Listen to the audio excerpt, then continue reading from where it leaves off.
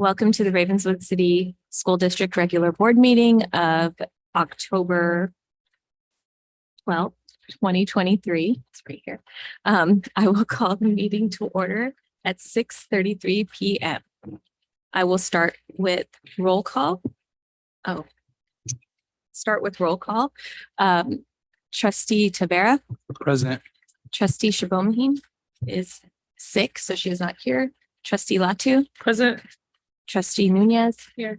And I myself, Jenny Bloom, am present. We have quorum. We will move on to item number 2, which is the approval of the agenda. We're going to be pulling item 7J from the consent agenda, the consideration to approve the contract with Guerra Construction. And then we will also be pulling 7B to vote outside because Trustee Latu was not here during the last meeting. Do we have any other questions or comments regarding the agenda? As I see none, I will entertain a motion to approve the agenda. Through the chair, I move to approve item 7 with the taking out item 7B and 7J. Do I have a second? I second. Thank you. All in favor, please say aye. Aye. All opposed, motion carries 4-0. We will now move on to closed session. Do we have any members of the public who want to address anything? Through the chair, we have to vote on 7B. Well, we'll do that when we come back from when we do the consent agenda, Okay. because I'm going to closed. Oh, okay. Okay.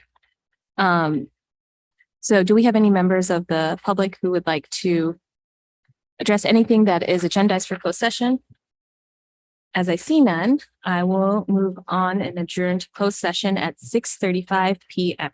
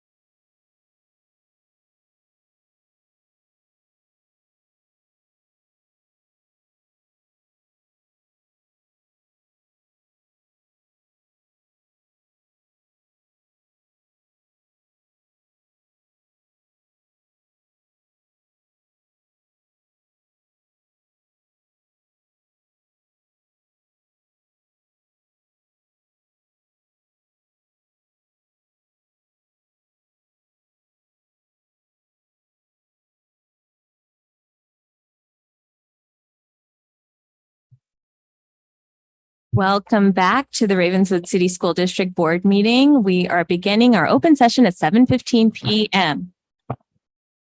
All right. So I'm going to start with the report out of closed session. So for item 3A, there was discussion and no action was taken.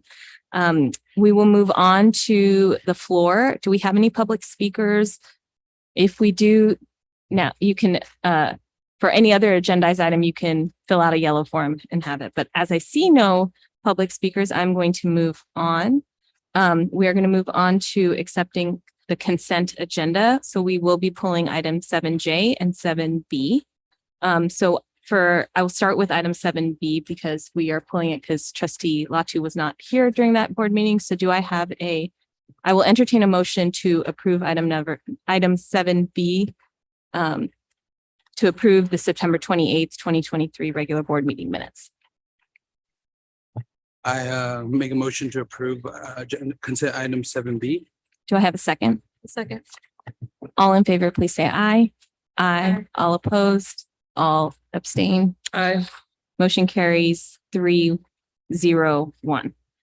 I will move on to I will continue with that item. So I will entertain a motion now to approve the consent agenda, pulling item 7J and 7B.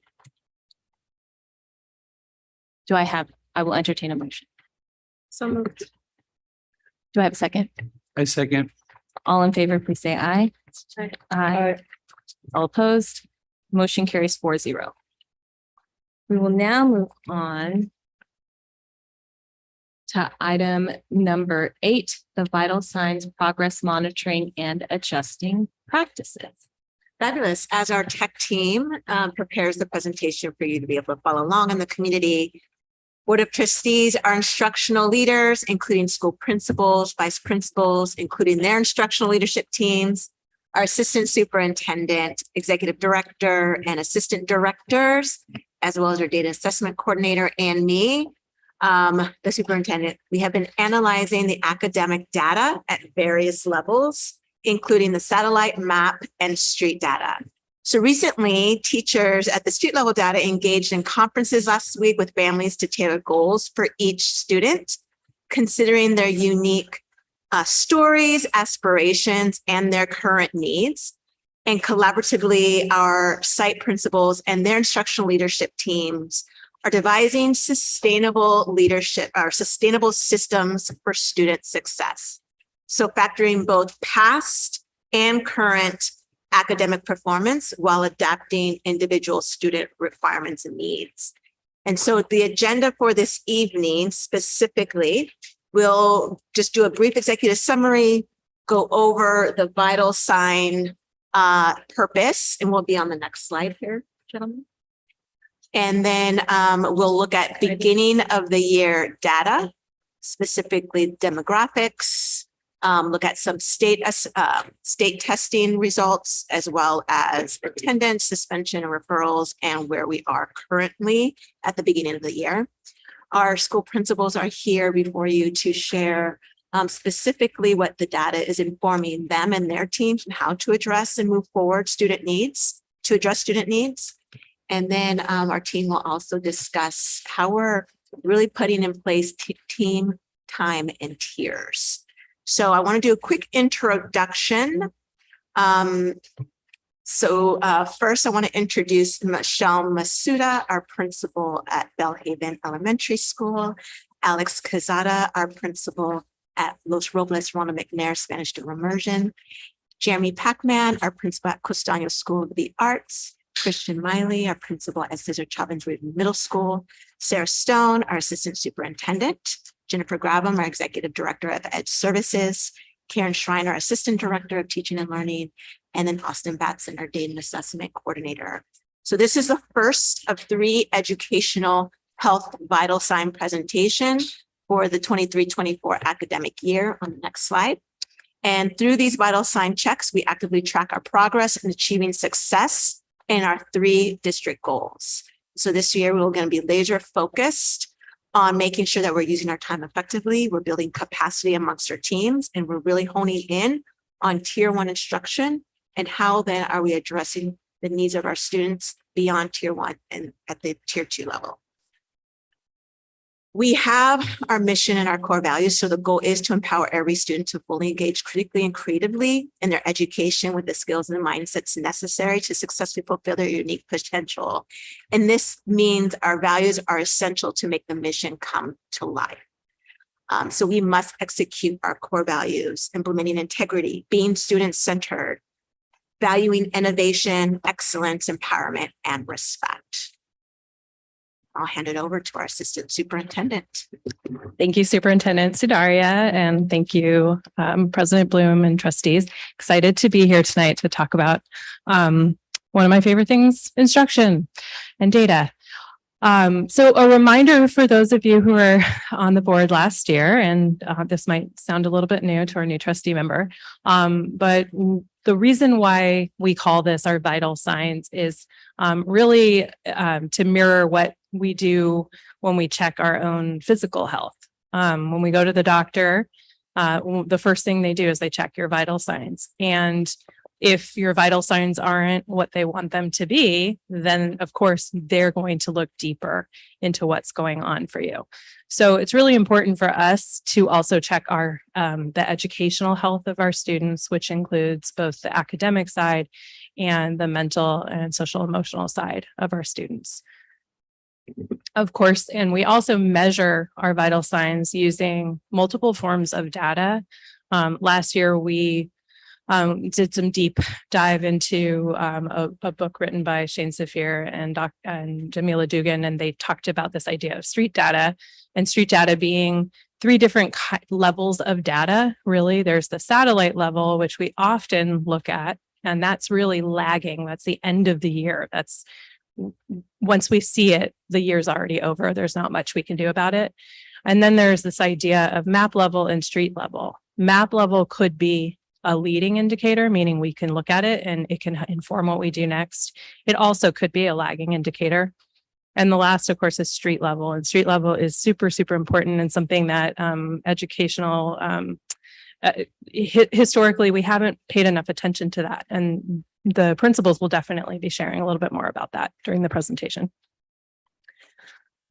Just a reminder of our 3 broad goals.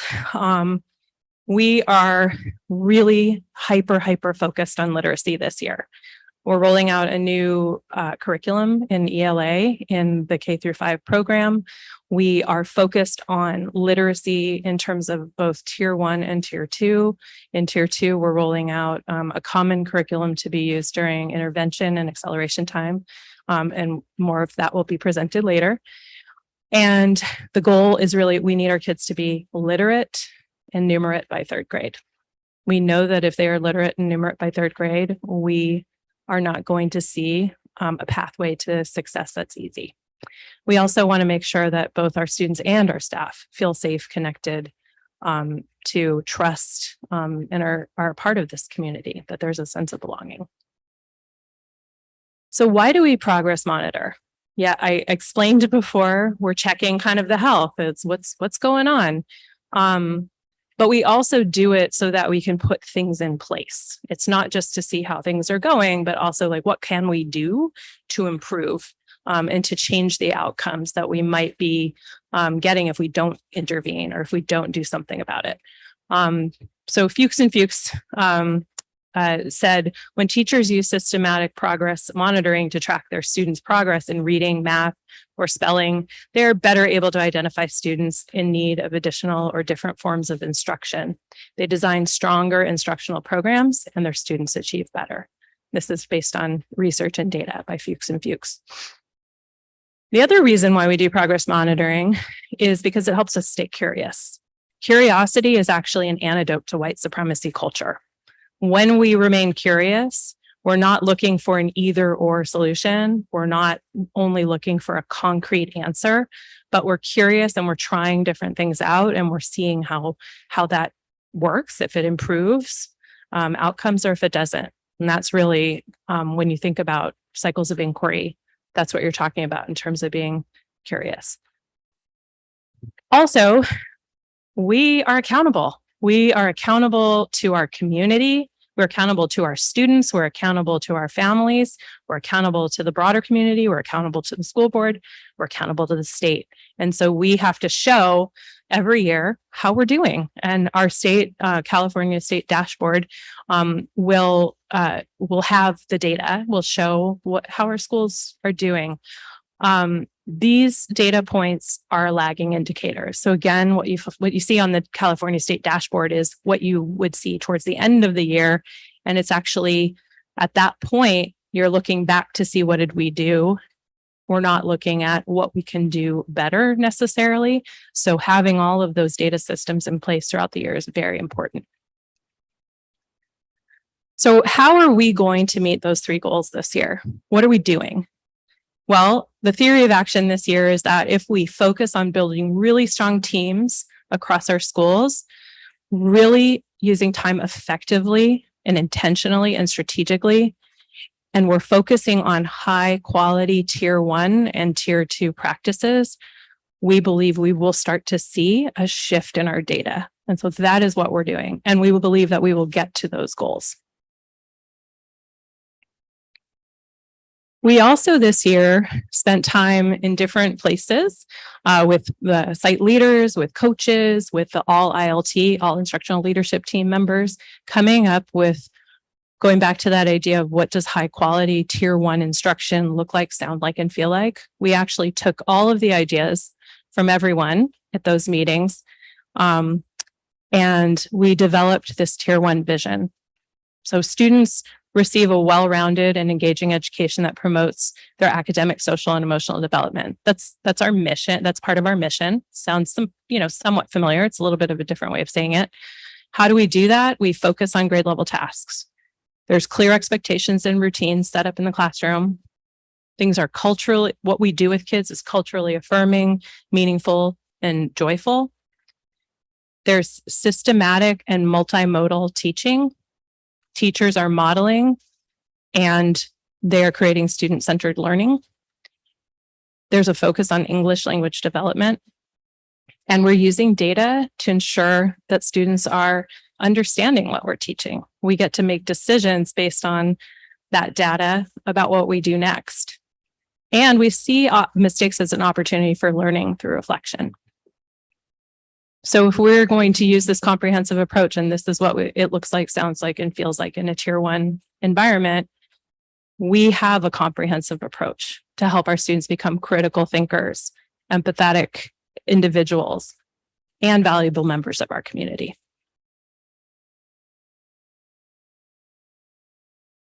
So again, this is just another way of looking at the street level data and the map level data and the satellite level data. This is actually what we are using currently in our district in these different areas.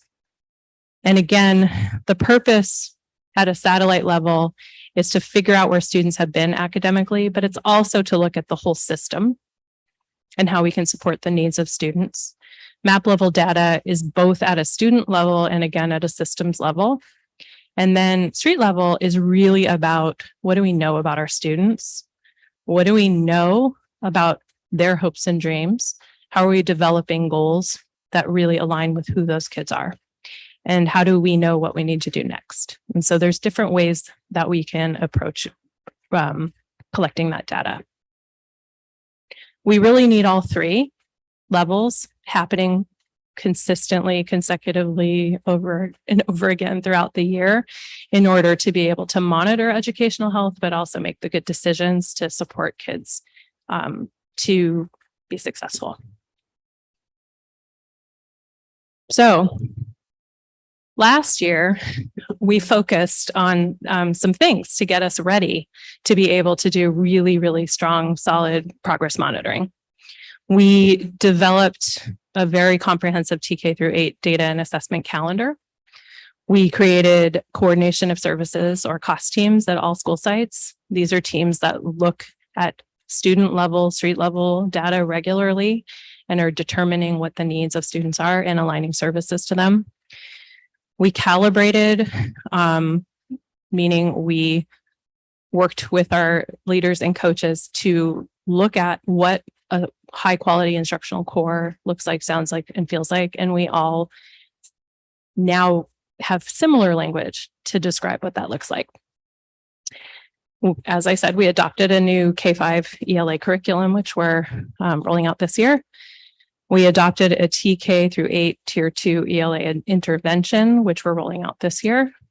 And we created and implemented a comprehensive discipline guide, and we launched the SARB Fair. Some of these things Jennifer Graben will talk to you about when she does her part of the presentation. This year, we're focused on, again, building those strong teams, the instructional leadership teams at all sites. We're also looking at collaborative teams, professional learning communities where teachers are regularly coming together, using data, planning together, and using that kind of data inquiry progress monitoring cycle to know if what they're planning works. We're fostering cross-site collaboration monthly at our all-district ILT meeting. We've had 2 of those so far. We have one coming up. We are also, through those ILTs and PLCs, building effective teacher practices in using data and inquiry to plan. As we mentioned before, we have implemented what we're calling universal tier 2 time. Some people call it UT2T. Some people don't like that term, and that's fine. Reminds them of a robot or something else. But ultimately what that means is that we are not pulling students out of tier 1 to get tier 2 support. We do tier 2 support at a strategic time of day. So all students in a grade level are getting the support they need and not being pulled out of core instruction. We also have revamped our student survey, which is being sent out next week. And we will be able to present some of that data to you in the future. And we're starting to revamp our student study team process, our SST process. And we're definitely using data more and more to look at our absences and discipline. And we have different ways of coding our absences now. So we have a little bit more information about why students are absent. I am going to pass it over to Austin Batson. And thank you, Sarah. And also before you begin, I just wanted to see through the chair when we would like to create time for questions. It is a pretty in-depth presentation. And so a suggestion would be maybe after our district presentation of the data across district wide, and then maybe after each school site, I would leave it to the board. I think that that's a good pace. Does anyone have any other suggestions? Through the chair, can we ask questions if they arise on a certain slide though? I am at the board's pleasure in terms of how to address questions, but yes, absolutely. Yeah, I think so. I mean, I think that I would like to also defer to our presenters that if you do feel like there's something confusing or look confused or whatever, that you please pause and ask, you can also ask and prompt us.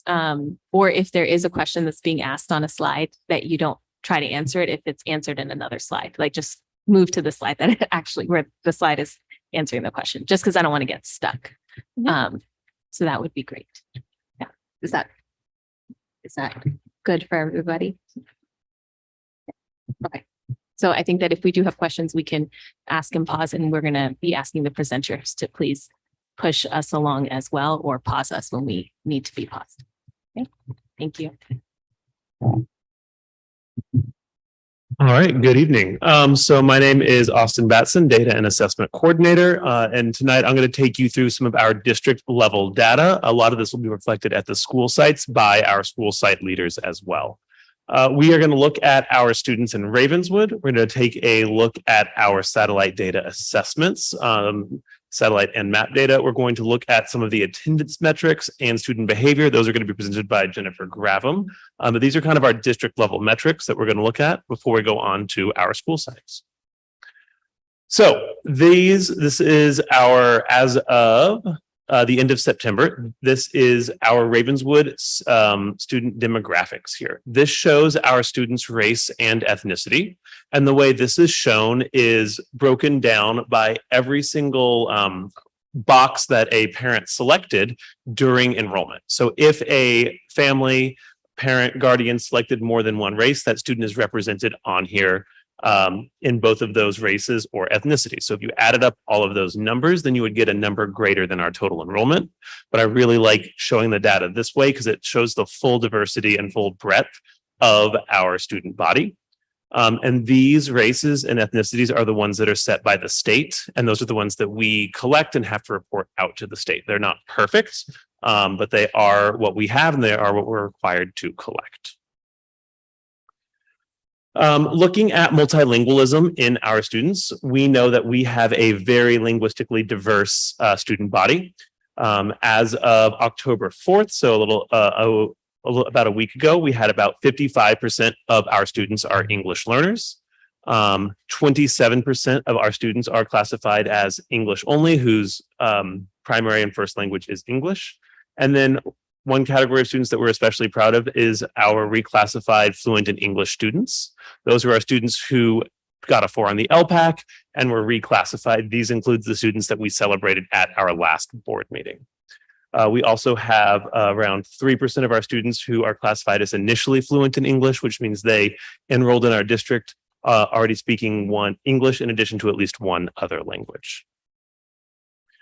Looking at some other student groups, 86% across the district of our students are classified as economically disadvantaged. We just touched on our English learners.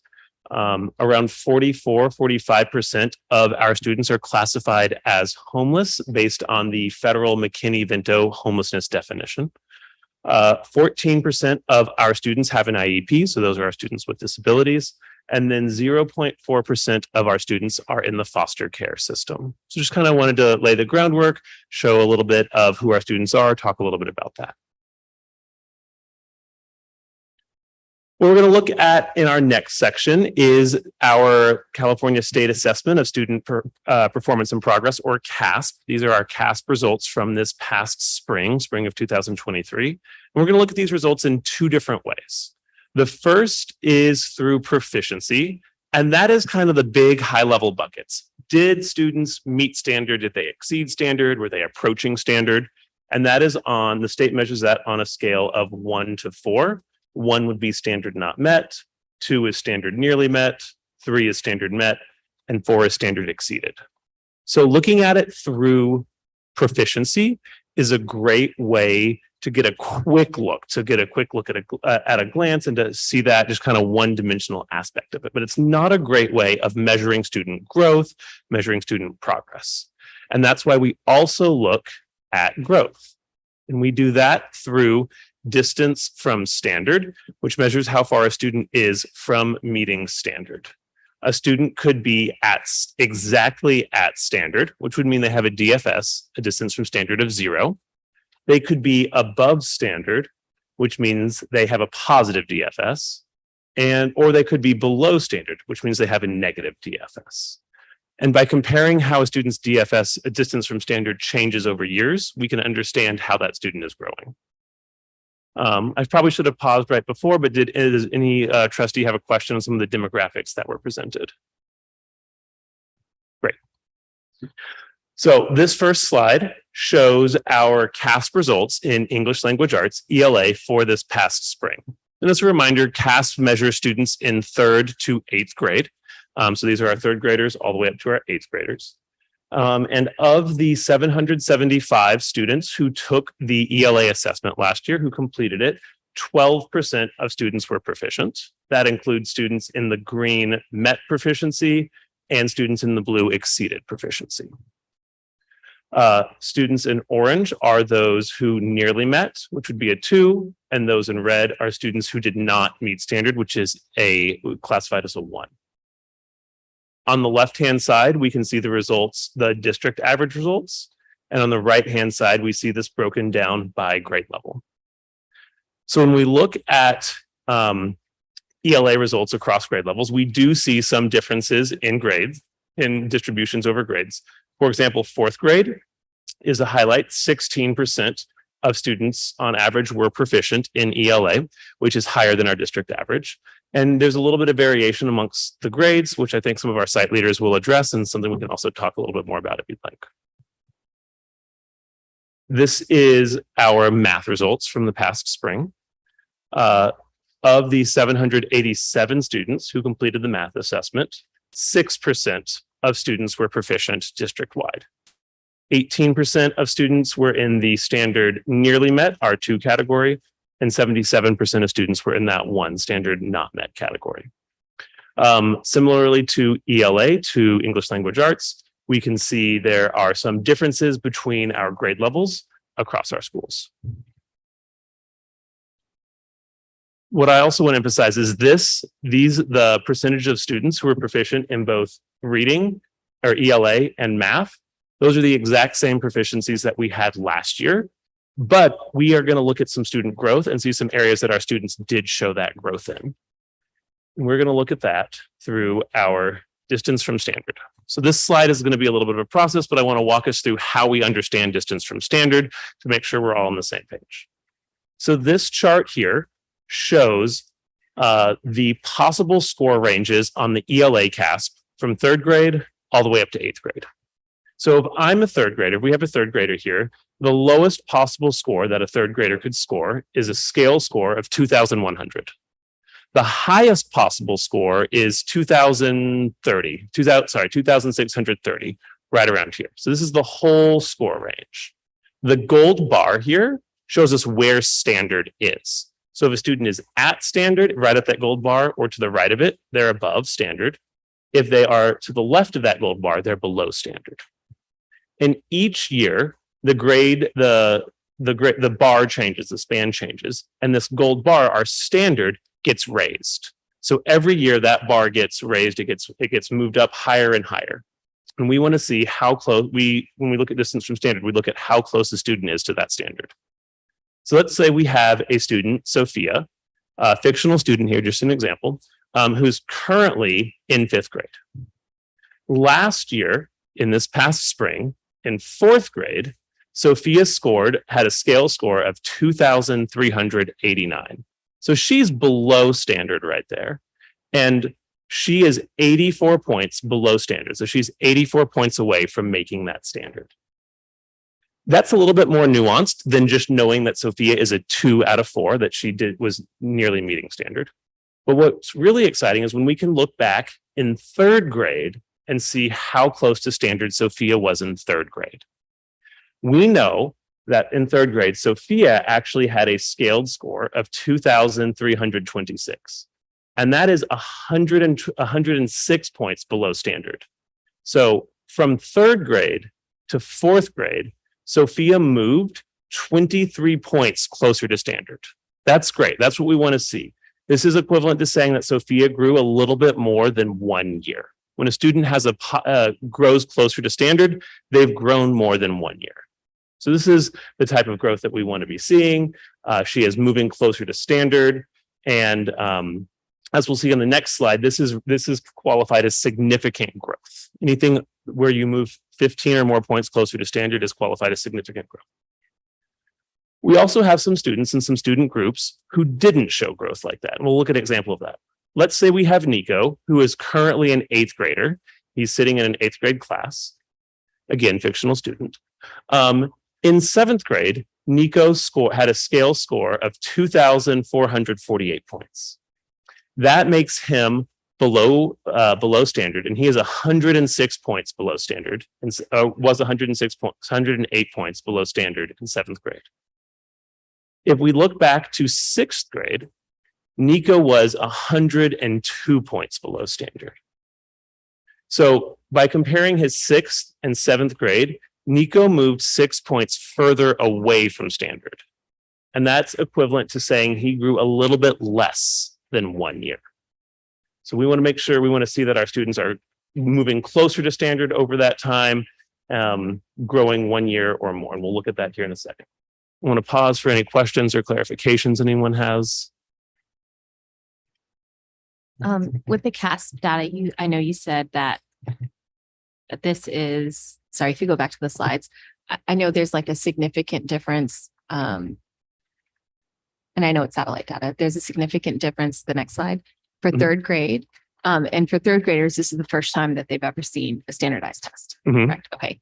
And then for our 4th through eighth graders did they, just remind me, did they take CAS Splash like the year before that? Like, where did they take it in third grade, fourth grade? So since COVID, this would be the second time that they've done this test. That's correct. That's correct.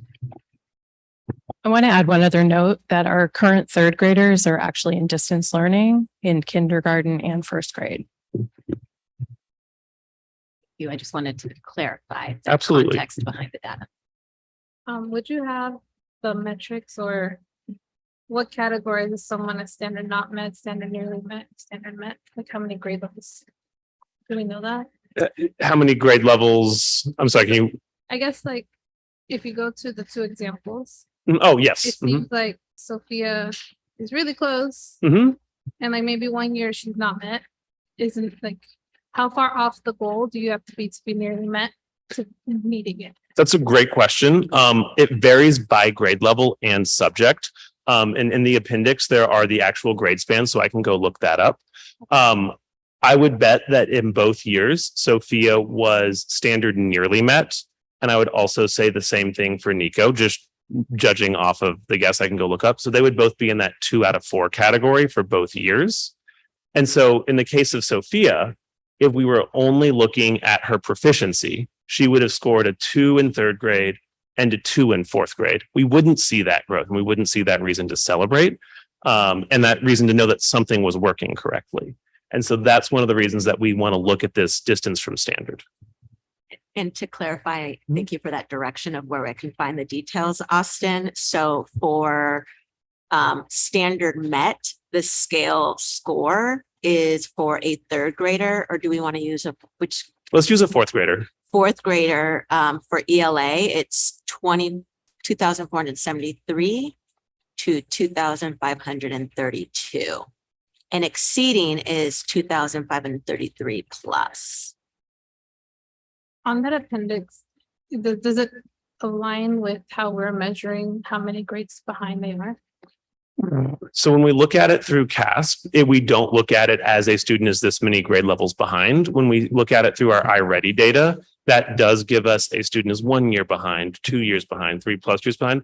That's a different measure that doesn't correlate 100%. It doesn't correlate, but No. you get an idea of. You can definitely get an idea of it, but it's not a perfect 1-to-1 comparison.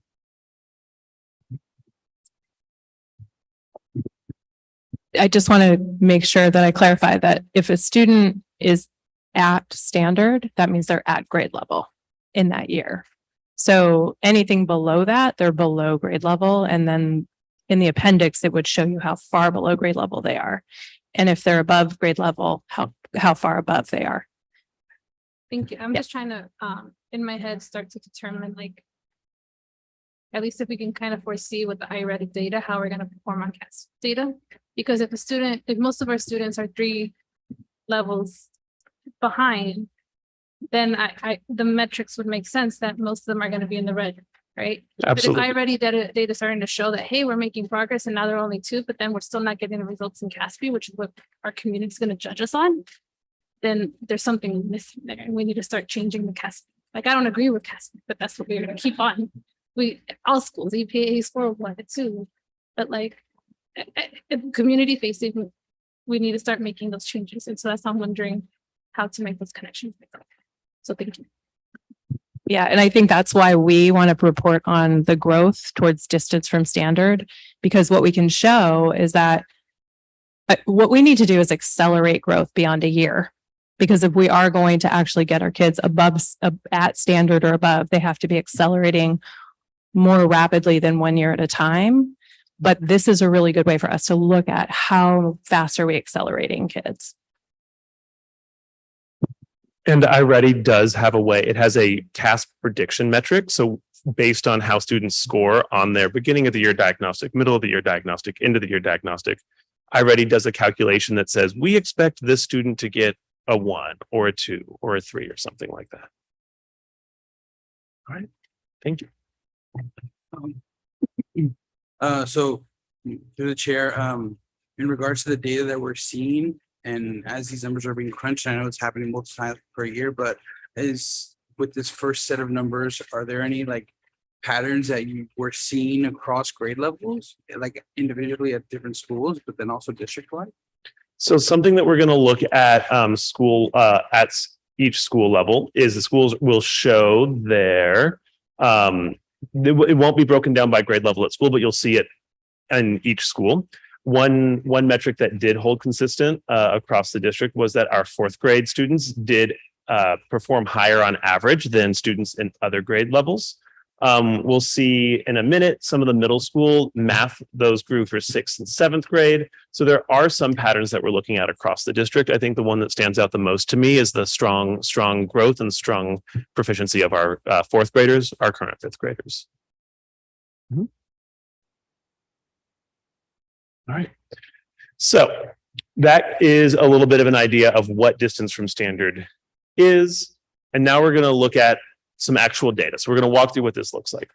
So these two bars here, we're going to see multiple different examples of this. This shows 2 years worth of CASP data. So this left-hand bar here shows an average from 2022, where the distance from standard was negative 145. And the right bar shows the 2023 results.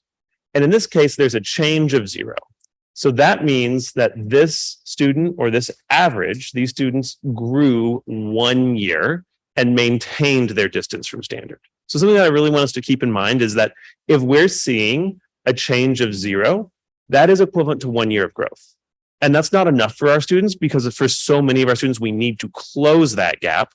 But I don't want it to get lost in the details that if we see a distance from standard of 0 or something close to 0, that's equivalent to 1 year's worth of growth.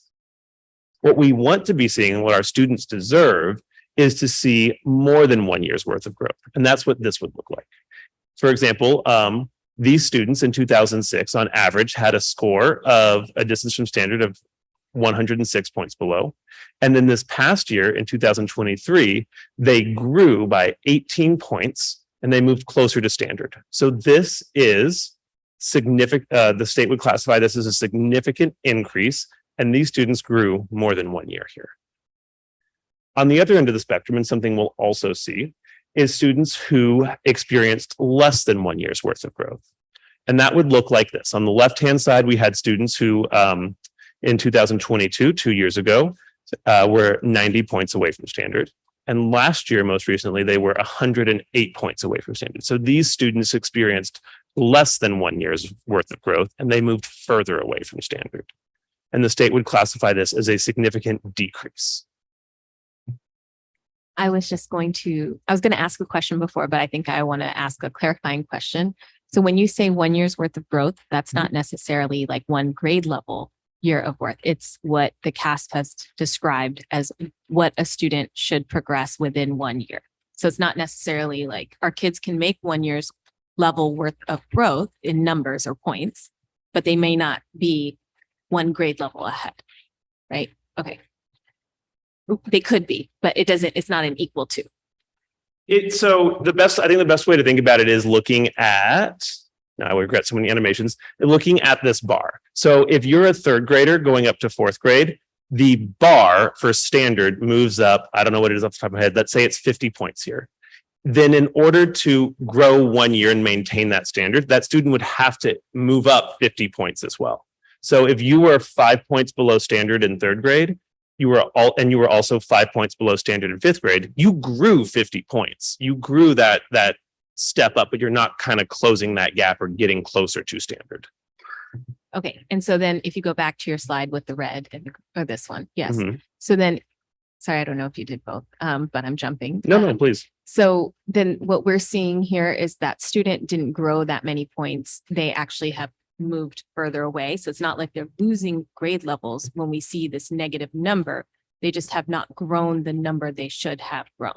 Absolutely. They are not Just- decreasing in grade level. They are just not, they are not. Expanding at the number that CASP has said. Absolutely. Okay. Thank you for that. Anything else on this? I don't. Okay. Anything else on this, guys? Okay. Great. So these are our CASP ELA growth data. On the left-hand side, similarly, we see our district results. And on the right-hand side, we see this broken down by grade level. On average across the district, our students grew slightly less than 1 year. In 2022, 2 years ago, Our average distance from standard was 97 points below standard. This past spring in 2023, our students were 100 points below standard. So they moved 3 points further from standard, which is not what we want to be seeing. It's very close to a year's worth of growth, but it's not that 1 year's worth of growth, and it's not accelerating that learning like we know we need to. Our student growth only goes from 4th grade to 8th grade. So whenever we're looking at student growth data, this only includes 4th and 5th grade at our elementary schools, and it includes all of middle schools. The reason we don't see 3rd grade is because there's nothing from them to compare against. There's no growth point, since in 3rd grade, it was the first time they took CASP. So similarly to what we saw with the proficiencies, 4th grade experienced significant growth across the district. 5th grade nearly maintained. They were slightly below 1 year's worth of growth. And at the middle school levels, there was a little bit of variation, but none of the grade levels got that 1 full year's worth of growth in ELA.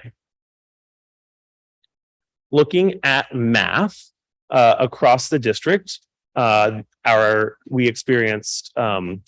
moved 13 points away from standard in math, which is less than 1 year's worth of growth. 4th grade, and 4th grade was nearly static with that. They moved 1 point away from standard on average. 6th and 7th grade at the middle schools, both of those groups moved closer to standard. 6th grade increased by 9 points. 7th grade increased by 1 point. So they just had a little bit more than a year's worth of growth. And 5th and 8th grade both had some significant decreases in distance from standard. So they got significantly further away from standard. This is the last CASP slide here. We'll look at CAST, which is our science data next. So I want to give anyone a chance to ask a question. All right. So CAST is the California Science Test, and it is only given to 5th and 8th graders. So this is a far smaller population of students this is given to. And of the 323 students who took the science assessment last year, around 4% were proficient across the district. You have a little bit of variation amongst our schools here. We didn't do this one by grade level because it's only 2 grade levels to show. And we can't measure growth on CAST and on science in the same way because students don't take it every year. All right, Ms. Bravo.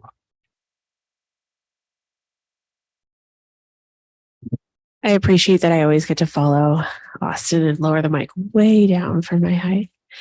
Last year, we talked a lot about chronic absenteeism, and we talk a lot about data often and analyzing data and the importance of data to understand so we know how to make a change.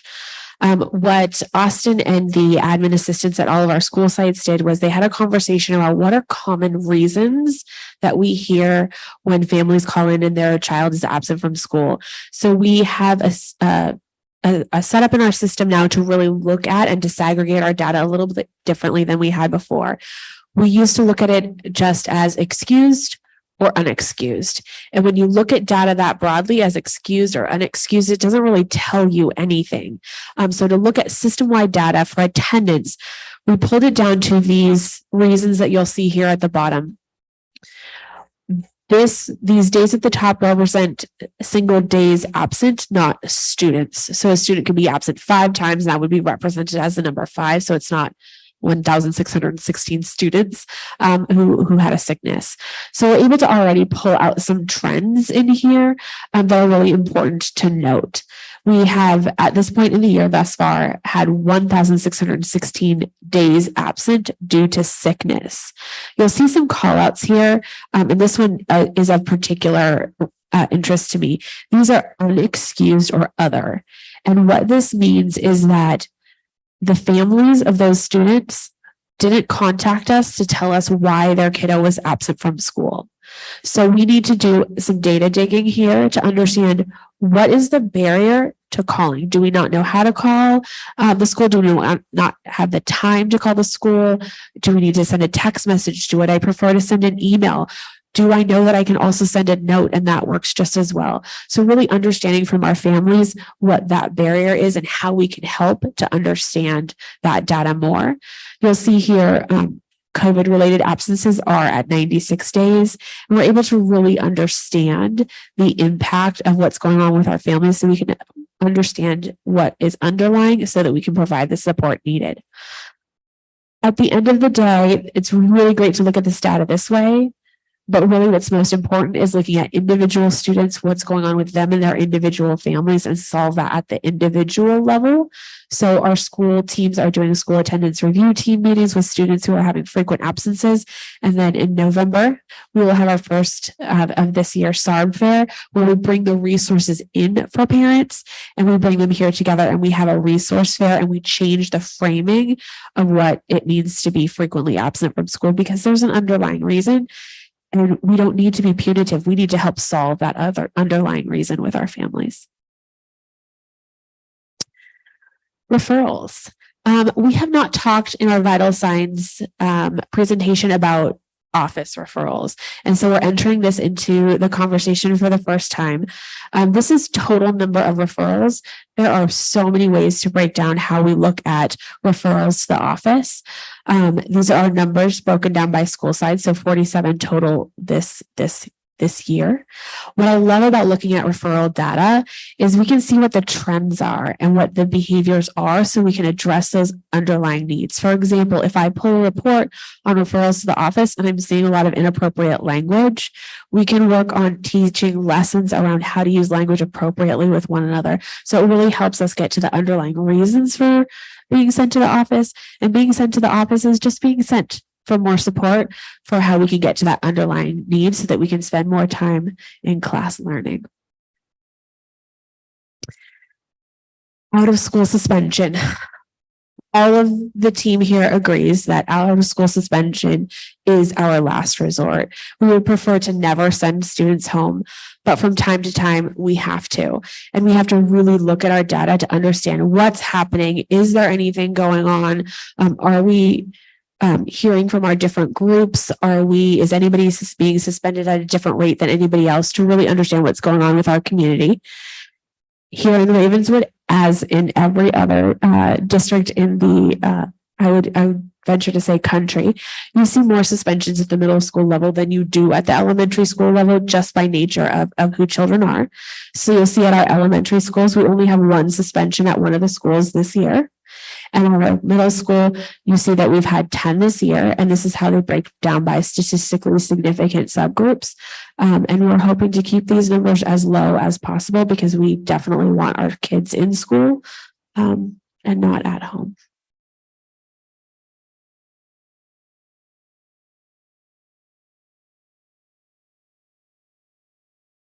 Thank you. Do we have any questions regarding any of this data?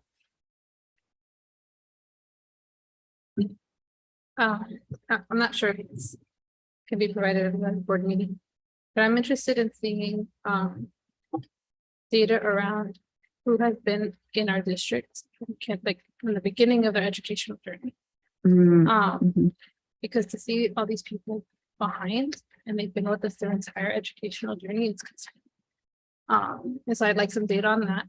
I'd like some data on how many, I think we are already collecting it for all five to see like who graduates from all five and comes to our CSD. I want to see how many went to the TK program and came to us. And then that way we can start measuring the differences. Because then if we see differences in the students, then we can then start, it can help guide what we do next. But if we have a vast majority of students that have been with us their full educational career, like these numbers are scary. Absolutely. Not directly related to your question, but I do have a side study going on with discipline and students who have entered in to our system later, because I was anecdotally feeling a trend where students would come from a local charter and then there were discipline issues right upon entry. So just really, I personally have that list and I'm ready to do that study. But I think your point was a little bit more about like TK through 8, which is a really wonderful question to explore. But I like that you're already collecting. So that one's interesting too, because we've noticed it in the high school level. Yeah. When you're not used to the school culture, Yeah, you can impact it interesting ways. absolutely. We love data. All right. I can go ahead and Let me, oh, yeah, sorry. no worries. Hit it. And to that point, one of the things that we're looking at this year, especially with the introduction of our early grade levels reading assessments, which Karen Schreiner will talk a little bit more about later, is we can look at the early elementary level for who has been in TK with Ravenswood, who has been in TK in other districts, and how that might be affecting their reading levels in kindergarten. So that's something we are planning on looking at as well. And now I will introduce our principal. Oh, nope, I won't. Sorry. Just because I'm new here and she sparked my thought here.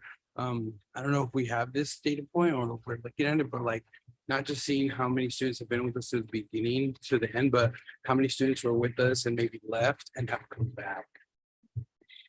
Definitely, I love that data also. I have a couple anecdotal stories of kids I know who left and come back and why, but I really love asking that question. Interesting side note, we have a lot of students who are moving to the Central Valley because of the cost of living.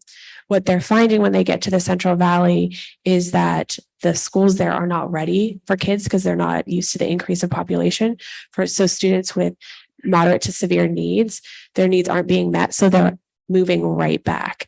So our special education numbers are rising while our overall numbers are decreasing. So we've had 3 students this year already leave and come back within this year. So it's such an interesting data point.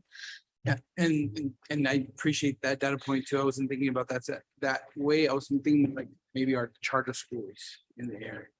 But yeah, but I love that. Love the question. Love the questions. Thank you. And now I think I'll introduce our principal of this middle school, Dr. Miley.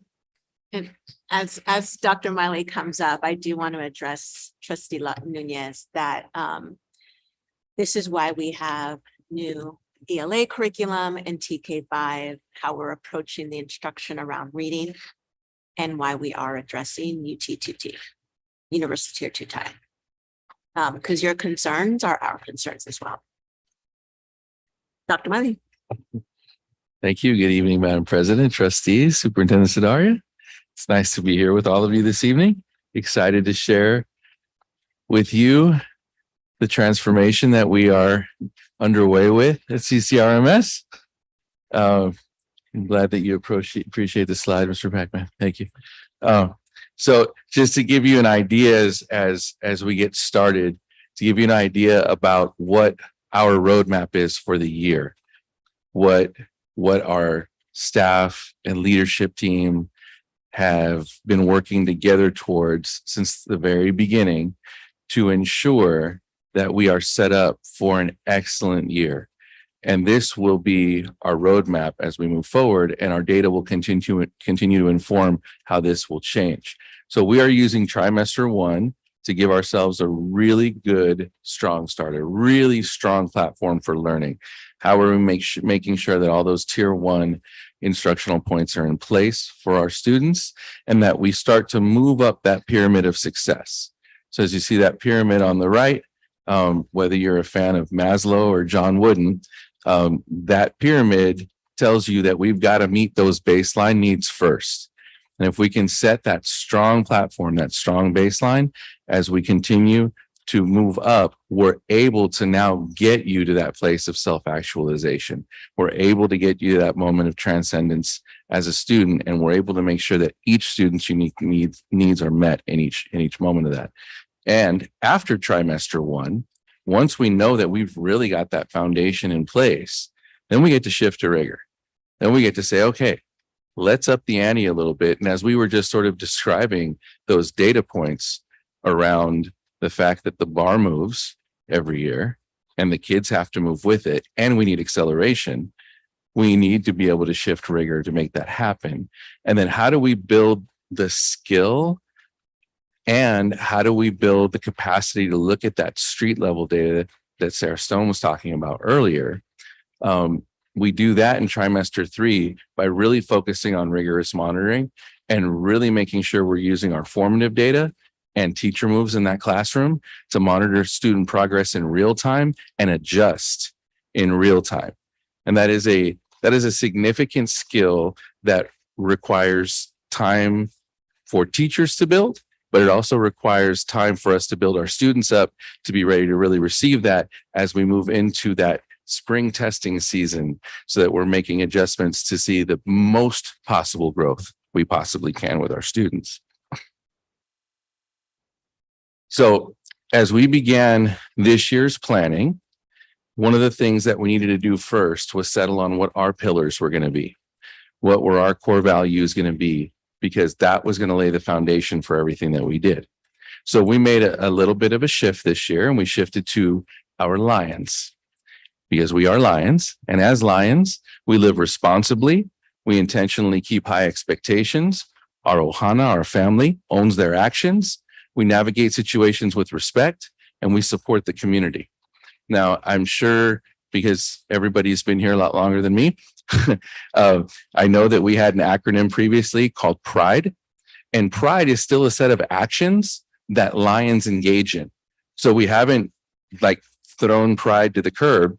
PRIDE is something that we continue to embody as the actions that really represent our pillars of who we are as lions. And one of the things that we have built upon here is I had the opportunity to go to Unbound Ed this summer with a good number of our teachers. And I know that we've done this in the year previous as well. And we have really locked in to that GLEAM instructional model, because I really like the acronym itself, because it really helps you stay focused. It isn't hard at all to remember that as we're planning and as we're trying to make these accelerated jumps, we should be looking at planning instruction that's grade level, that is engaging, that is affirming, and that is meaningful. It's just a useful, really useful acronym to keep us centered and grounded. And so we've made it our focal point in the forefront of our planning. And then we were really able to take advantage of setting our iReady test dates up. Big shout out to Austin on that, and making sure that we could get it set up at the beginning of the year to have real beginning of the year data, because that was then going to inform what we did with Universal Tier 2 time. So how were we going to use this brand new 7th period flex period? What data were we going to use to inform where our students needed to be? So between our SIPS assessment and between that beginning of the year iReady assessment, we were able to very effectively move kids in the first few weeks, adjust based on data. What intervention space do you need to be in that 7th period? Or did you test out of that intervention space and you need some enrichment opportunity? And where else can we put you for those enrichment opportunities? Because that works both ways. And it also lets our students know that, hey, if I really take this seriously and I really focus on this, I give myself an opportunity to do things I really want to do. But if there's a need, we're going to meet it, and we know exactly where to place you to meet it, because we want to ensure that we start to see those learning leaps.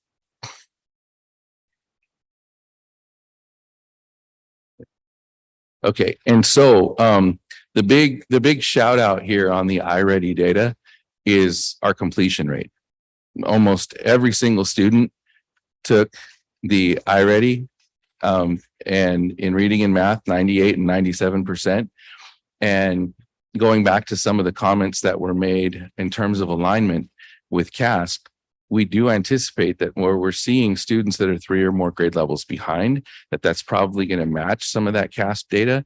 And as this data shifts and continues to improve, as we continue to stay on our GLEAM focus, then we should also see those growth points in our mid-year data, in our end of the year data, and of course, in that future CASP data. We should start to see those correlations as well. So looking at this data, you can see that in both areas of reading and math, there are a significant number of students that are 3 or more grade levels below. And it's important to note that that's precisely what that 7th period flex period is for. That's precisely what those intervention classes are designed for. That's precisely what SIPS is addressing as well. so that we are really able to start to bridge those gaps and see those leaps take place. And so we're really looking forward to that mid-year iReady, because we really want to start to see those results take shape in real time. We want to know how we're doing, because again, this data is going to continue to drive our decision making in real time. Right? We're not going to be using autopsy data like after the fact. We're going to be using stuff in the moment. Sorry, we're going to pause real quick because I think Trustee Nunez has a question. And so I guess you're kind of answering my question. In your goals, it seems like your tier 1 and tier 2 are like building the culture The of time- school. Sorry, I know you're saying tier 1, but he said it's trimester Sorry, 1. trimester Yes, 1 and okay, trimester 2. So your first slide. And so are we monitoring how the students are doing in these trimesters? Or are we waiting until the 3rd trimester to really monitor how they're doing No, we're monitoring them throughout in. the thing? Mhm. So the rigorous monitoring is really all year, but it's just as trimester. So, okay, so the rigorous monitoring in trimester 3 is actually an intentional teacher move strategy. So I'm describing what we are going to make sure that teachers are very actively doing in a classroom in terms of monitoring formative data, walking around with an exemplar that they're using, and then using that to reevaluate their actual teaching strategy. It's something that we're building towards. It's a technique, a skill. We are actively monitoring the school data all the time. That is, I'm sorry that's probably a little bit of an like overlap in a term, where actually we're talking about a teacher skill move in trimester 3 and building that capacity for teachers. But the actual data monitoring is what we're describing right here in iReady, and that's consistent. And also that monitoring you're talking about is part of that street data, where we are looking at formative assessments. We're looking at grades. We just did goal setting conferences based on those things. That is happening regularly.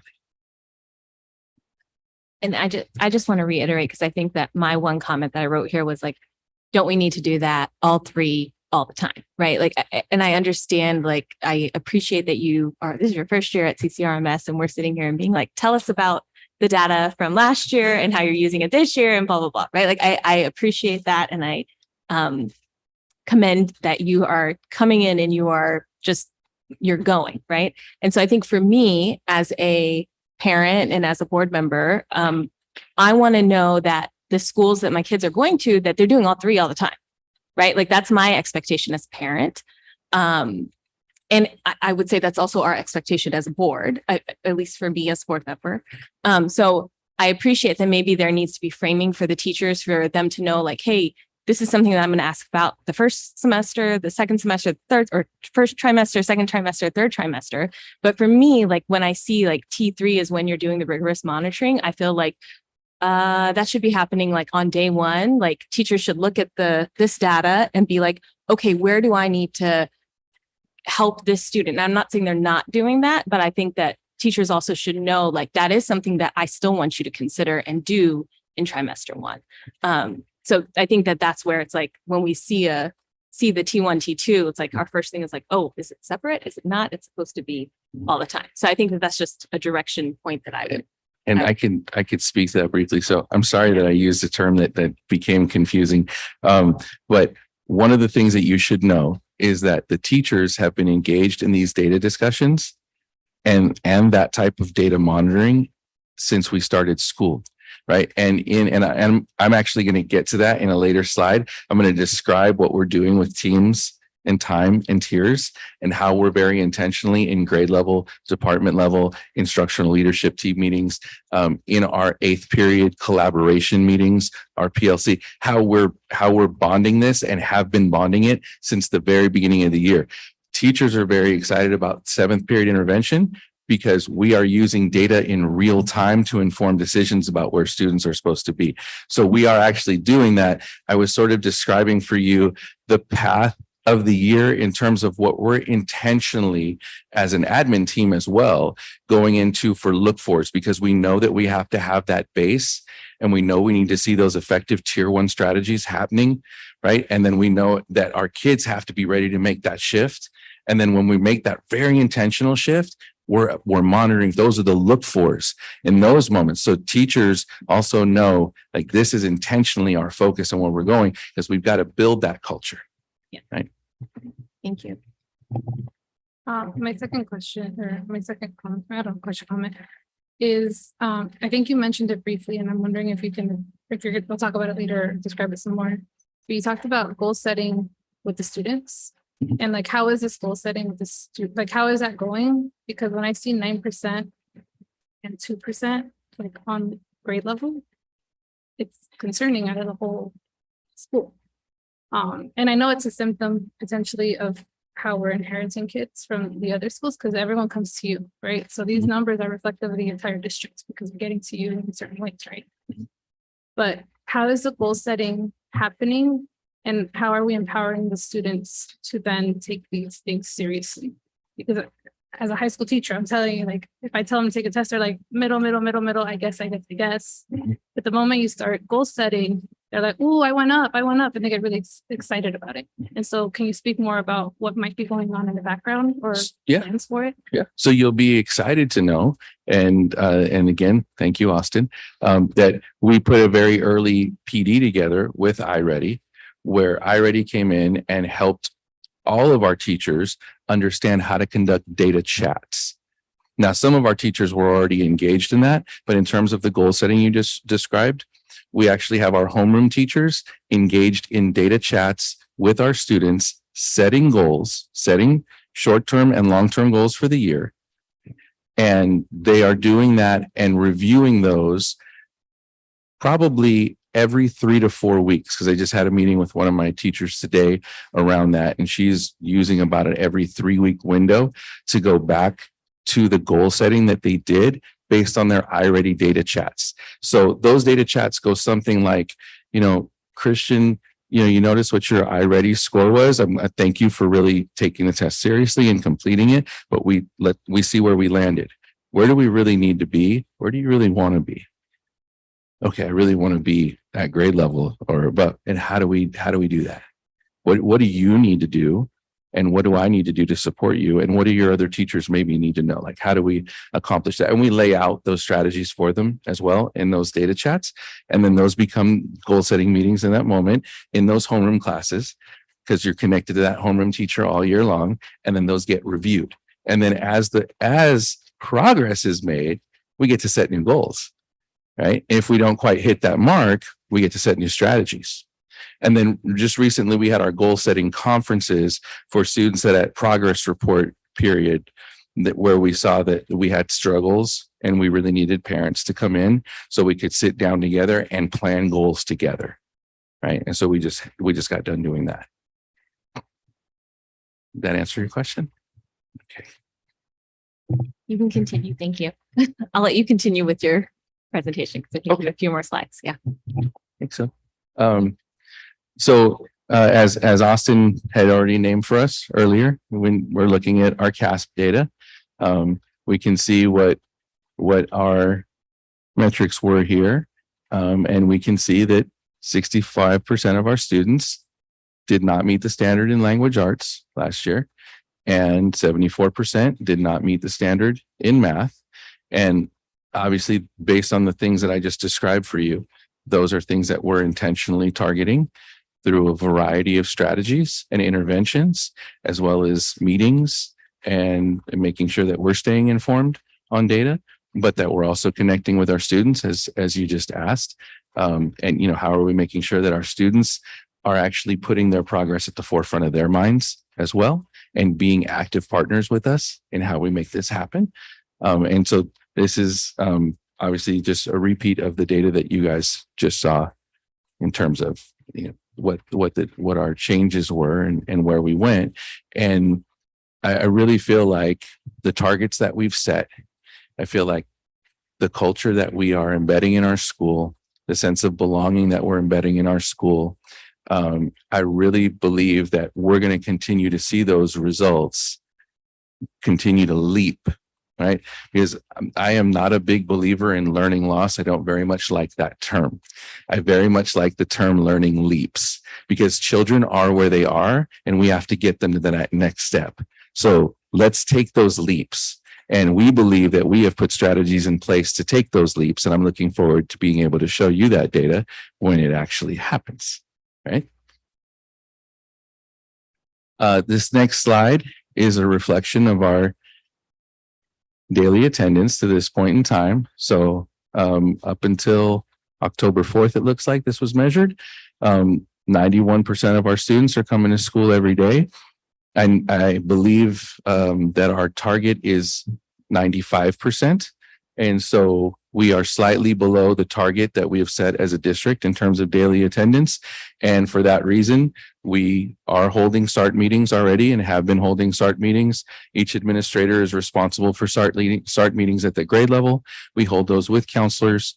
And we hold those with our social worker present as well, because we want to make sure we provide as much resource to families in those moments, because as Ms. Graven stated earlier, these aren't punitive moments.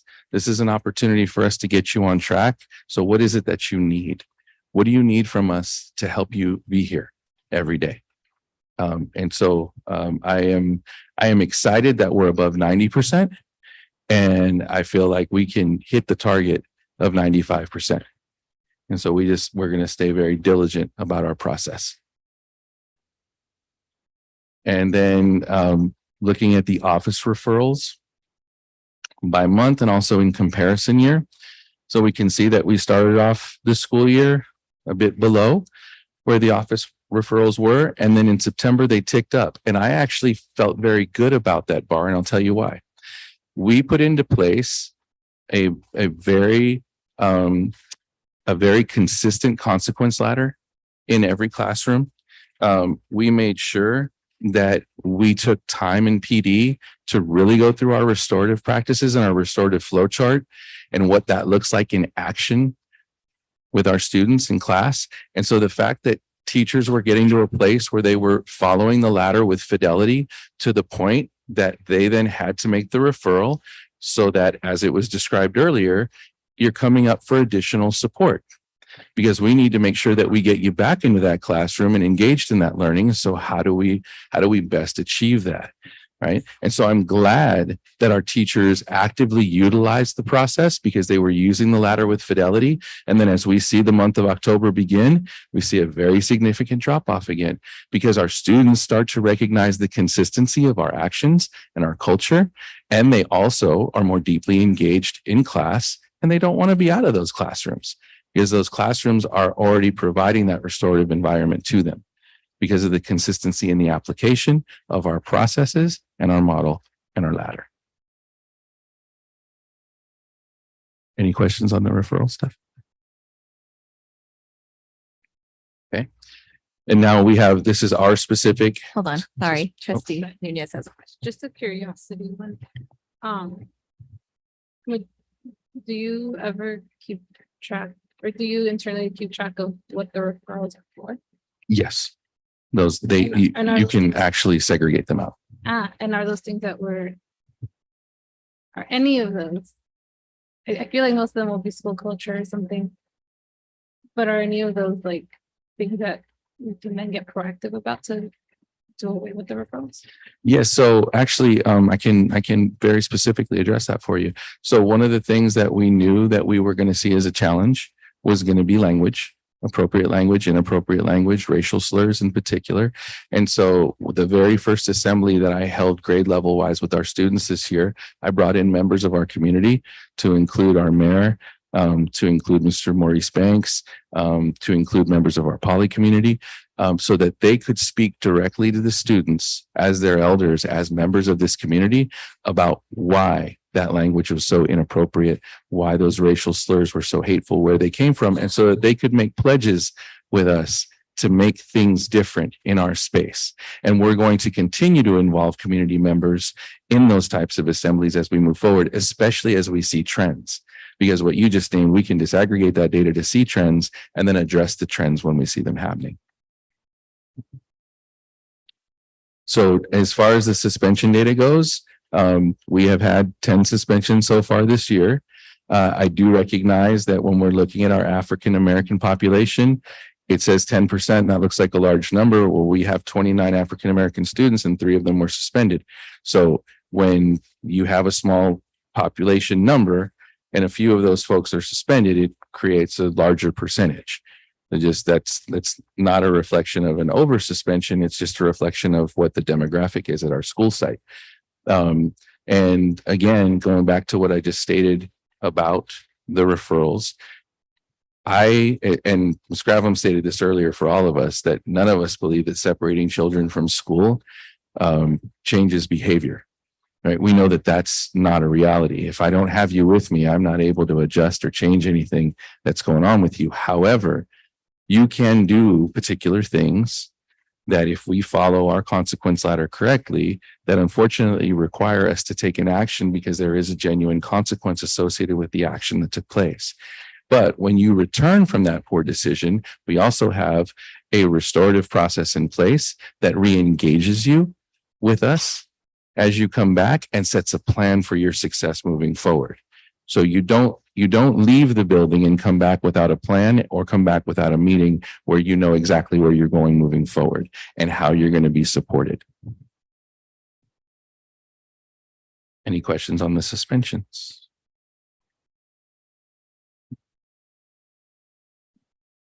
I think just to be mindful that even though it's a smaller population of students at a school site, we do need to be mindful that if there are higher suspension rates for a specific subgroup, that we just need to address why that is and why is it higher rate, even though they have less population. Okay. So going through our teams, time and tiers, we have a number of teams that we have set up to ensure that we are very effectively engaging in instruction and in our restorative and PBIS work. And so we've got department chairs, coaches and administrators, and we've got 8th period collaboration time that's led by either department or grade level leads. And then we have our cost team that's made up of our intervention coach, our social worker, counselors, administrators, and our school psychologist that meets on a regular basis and meets by grade level to ensure that we're meeting the needs of students who require extra support and have been referred for such. And then we've got bi-weekly instructional leadership team meetings for data analysis. So going back to that moment in time where I created some confusion with the monitoring.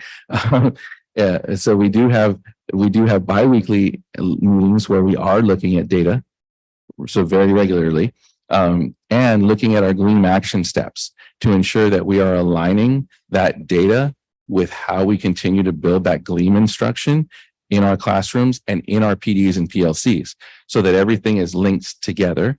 And then we have 8th period collaboration time for our departments and our grade levels.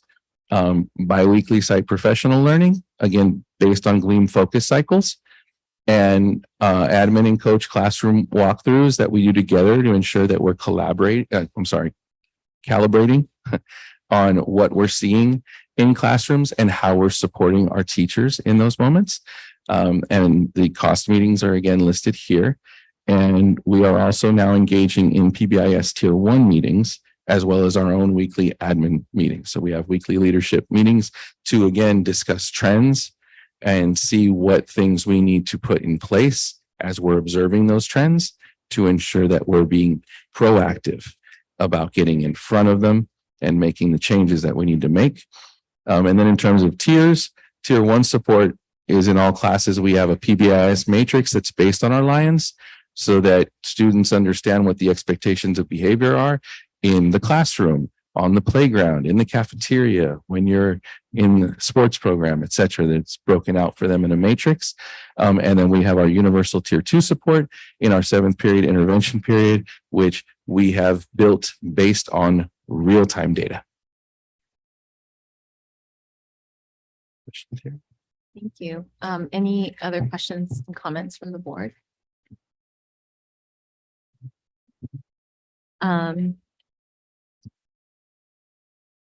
I know that you said that there's all these teams, right? So I guess my question is it the same people that are making up all of these teams? Is it different people? Like who consists of the team? Who is coming to the PBIS? And not gonna lie, can you tell me what PBIS stands for? Positive behavior No, intervention systems. We're not in, sorry, say it again. So that- Positive behavior intervention supports and Okay. systems. Yeah, so, you know, for us to, like, even for us to know, right? Like, is it just the eighth grade, you know, English teacher and a counselor? Or is it the seventh, eighth grade, sixth, seventh, eighth grade team? Or is it who's at the meetings? Because I think that also changes like how we know what's happening on the site. I can always provide you with a list of who's in each group, but additionally, I can let you know. So our department chairs are folks across each department. So math, English, social science, science. So you've got 4 different folks there plus electives. So you've got 5 folks that are involved in that. Grade level leads are specific to grade levels, 6th, 7th, and 8th grade, different people. And then our instructional coaches, we have our STEAM instructional coach and our English social science instructional coach. And then we've got 3 counselors, 1 at each grade level, because we now have grade level teams. So we have a grade level team made up of an administrator and a guidance counselor and a campus relations person who will be following our students yearly as they go through, as they elevate. So our 6th grade team will follow our 6th graders into their 7th grade year as our 8th grade team comes back to 6th grade and starts anew, right? And then our 7th grade team follows it so that we develop these strong bonds amongst our families and our students and the folks that are supporting them directly in that way. Those are all unique individuals. And then our social worker participates in our PBIS team and cost, and our intervention coach does the same. So they are in those as well. But really, to answer your question, there's a wide variety of adults on campus that are connected to these groups. And that 8th period collaboration is folks who have intentionally signed up to stay, which is a large majority of our teachers who then engage in PLC opportunities by grade level or by department, depending on how we're sorting that particular week for the structures that they're meeting about that week, whether it's like Gleam focus, data analysis, PBIS meeting, whatever it is that they need. And one of the things that we also do in those spaces is we have our case managers come in and do intentional IEP at a glance work to ensure that we are really effectively per grade level providing accommodations in the way that those accommodations need to be provided to students. And then I'm going to ask one more last question since you are new and I know we're throwing this all, you're presenting here before us for the first time.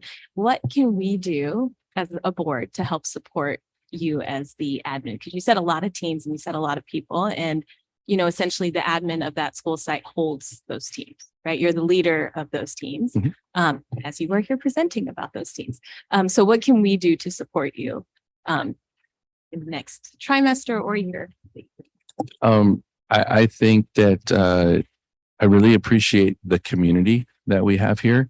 And as you were just naming around trends and issues that might be coming up. And we all know how important it is for us to get in front of social media with our students and with their families and educate them on those things. If you all have connections to people and or entities that you think would be of benefit to us that I could bring in either like in an assembly meet or even in like going around to homerooms and separating people out or bringing specific groups of people together, I would love those resources. Those would be wonderful. And you're certainly welcome to come visit and see what we're actually doing in real time. And I just think that those resources are so critical to us continuing to be proactive and get in front of the trends that we see taking place. Thank you so much. Thank you. We will try. We will try. Great. Great. And it looks like I will be bringing up Mr. Alex Quesada.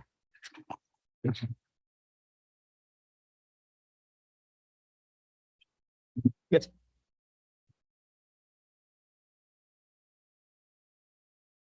Just bringing this up. Hi, good evening. Hi, I'm Alex Quesada. I'm the principal at Los Robles Ronald McNair Academy. How the year started off. I wanted to start off with this quote. It's It's a quote from a study that's decades old. But it has this idea that a sense of belonging of school was the only significant predictor of academic resilience. That's not exactly true. It's not the only significant predictor. There are a lot of predictors that help with academic resilience, but it's one that we try to hang our hat on. It's become our foundation of who we are and what we're all about, which is trying to create that sense of belonging. The way we've approached this over the last few years is really trying to engage our families and our communities. So partners, for example, like Canopy or Nuestra Casa, or really anybody that wants to work with us, we'll work with. And so the idea is just to how do you build that foundation? And it all started from this idea that we want engaged students. We don't want passive students. We want students that are engaged in learning. We want them engaged with amongst themselves, with teachers. And then that led to this idea of, well, how engaged are our parents? And so how can we strengthen that bond and how can we strengthen that partnership? And so that's become the foundation for what, like, everything that kind of just built upon. And so it's not the only way, but it's a very, very strong component of who we are. And so all of our staff members embrace this idea. And of course, you know, you wouldn't be surprised to find our custodian, for example, helping a student who just fell, right? So the little things like that, or, you know, volunteering over at Cooley Landing to do a little bit of trash pickup with our families.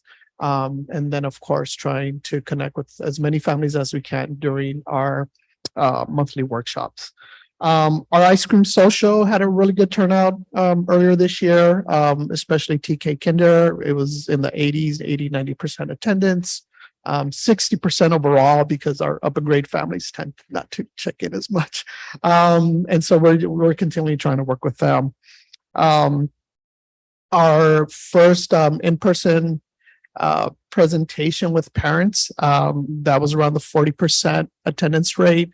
And typically that's about as low as it gets. Usually it's a little bit higher. It's around 50 to 60%. In our most recent set of conferences, it was around 60% school-wide. And then we usually do a follow-up to find out why parents couldn't attend or didn't attend.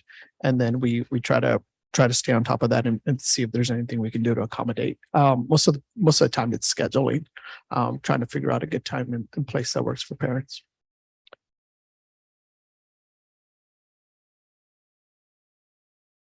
Our data is always a little hard to read because we're testing in both languages. So as you know, we're a dual language immersion school. We follow a 90-10 model, and I'll talk a little bit more about that in the next few slides. And basically what that means is that we're testing in Spanish and in English throughout the career of a student at different points in their lives. But in the beginning, for example, in kinder, first and second, the emphasis is Spanish.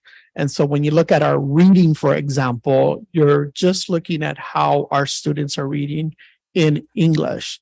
That doesn't mean we don't look at their Spanish results. We do. And we also have it in iReady.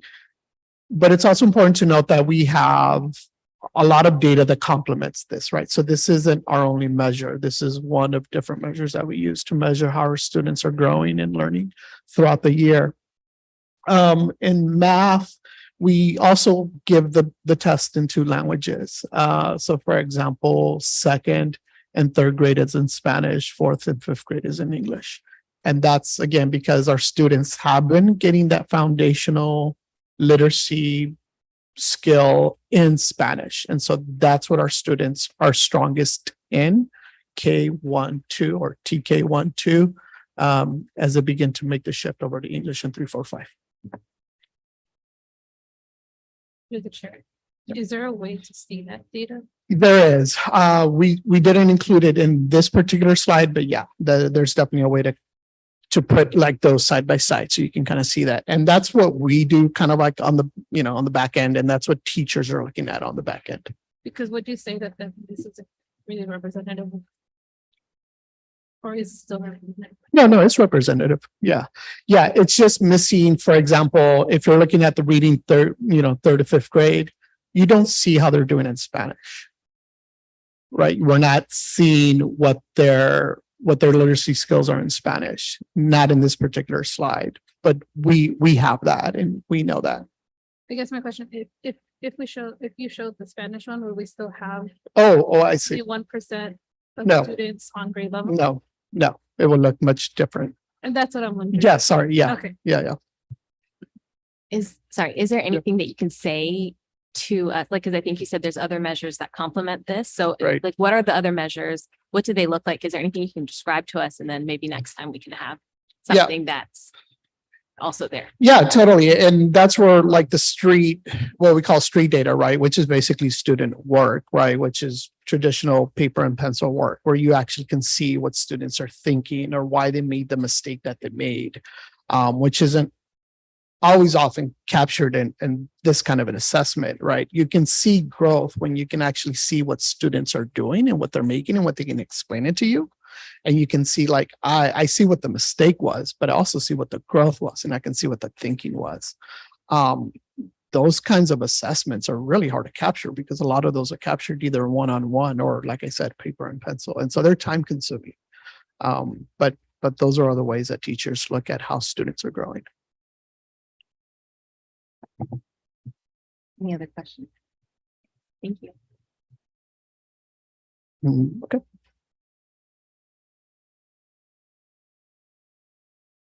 You're going to see this trend. And I think is really just reflective of our hyper focus on literacy. And not that we're not, focusing on math either, but everything really starts with literacy, right? Getting our students to read and write. When we look at our goals, math is up there as well. But in our particular case, a lot of the work that we've done intensely, for example, like our intervention work, like our tier 2 work, has been around reading and writing.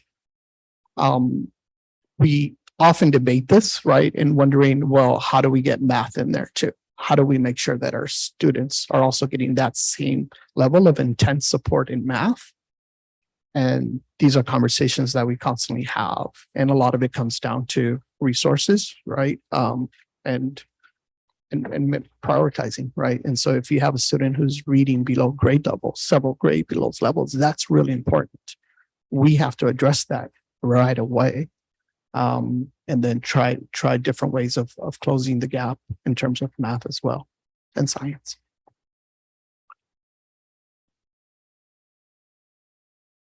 Through the chair.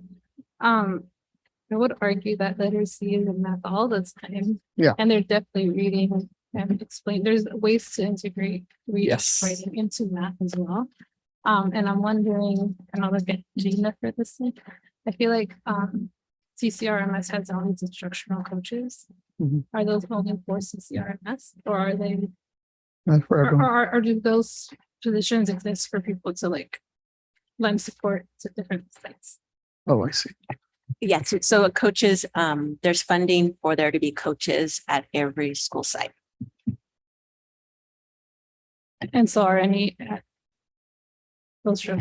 Yeah, so I think the question is, do we have coaches at Los Robles for some of these things? So no, so at our current staffing, we have one reading intervention teacher. It's not for a lack of money or budget.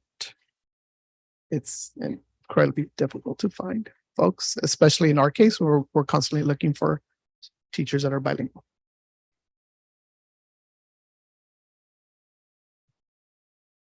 Any other questions? I guess just a curiosity one. I feel like you started your like when I think of those robots, I think of all of the parents that are there, and you started your presentation that way. And then I hear of Jenny always being there. And so when you have such Well, she kind of has to. I know. But when you have like parents and them being involved as a huge asset, Yes. and I don't think that all schools can say that. Are there ways that you're leveraging the parents to help accelerate the students in their learning growth? Not yet, not to the fullest that we probably can. We are in the middle of, kind of by need, having a couple of parents come and volunteer at our school, and we're starting to tap into that.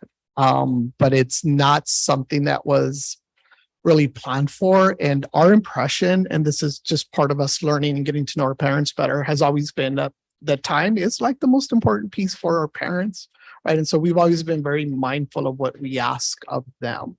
Over time, we're starting, as we get to know the parents better, we're like, I know you can come in for a couple of hours. I know you can come in for like at least 30 or 40 minutes and give us a hand here. And right. And so those are becoming more obvious to us now. I think a lot of that also comes with parents trusting us, that what we're asking them to do is kind of like it's because we have confidence in them, right? And I think initially tried to do something like that, but we always were told, no, we don't have time. I don't really think that was true. I think it was a little bit of like, I don't think I can do this. I'm not a teacher. And so this has just been like, just kind of years in the making of just building trust with parents and saying, I know you're not a teacher, but we've known each other for 2 or 3 years now, and I know your kids. This is something you can help us with. And we have, for example, 1 or 2 parents now that are volunteering quite a bit right now. And so I wonder, not even volunteering, that's amazing. No. But I'm wondering if we can leverage like our family coordinators to like put on like, I feel like at our school we do like parent university. Yeah. Where we teach the parents, like, especially if you have 60% showing up. Yeah. Hey, these are the things you can do at home, very concrete things they can do with their students at home to try to accelerate the learning. Yeah. There is that, and that happens at our monthly meetings, where we try to send a message, and we're always getting better at this too. How do you send a message to really say that these things that you're doing at home, if you do more of these things, that actually complements the work that we're doing here at school? We put up a slide every time we have one of those monthly meetings. We talk about these skills or these areas that we're working on, everything from like self-control to problem-solving skills. And then we try to put them into action using, we use Kiwi crates, which were these STEM kits that were really popular. They came out a few years ago. Just to have that kind of engagement with parents and kids. And so that and our message is basically, you do more of this, and this actually helps us because the engagement is the key for us. Just to expand, because I do have personal experience with what you're talking about. I'm like, yeah, we do that.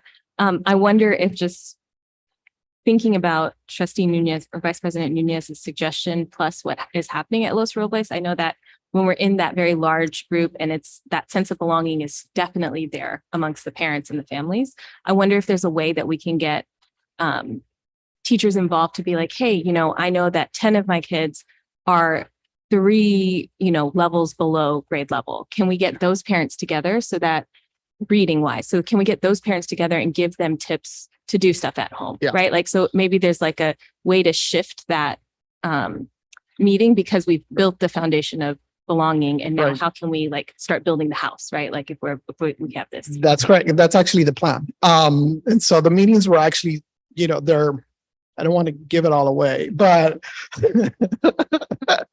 they're really what they are is a placeholder, right? They're a placeholder for then more strategic groups, right? And so if we get our families and our community used to this idea that you're coming in once a month and you're going to do something super engaging with your kid and you're going to be around staff, over time, as you're coming in once a month, then maybe you're doing something more specific like, hey, we're actually going to work on some very concrete skills in math or reading or whatever. And so our teachers would be holding that more than we are now, which is kind of just more like the staff is kind of holding that. But we really want teachers to do that a little bit more.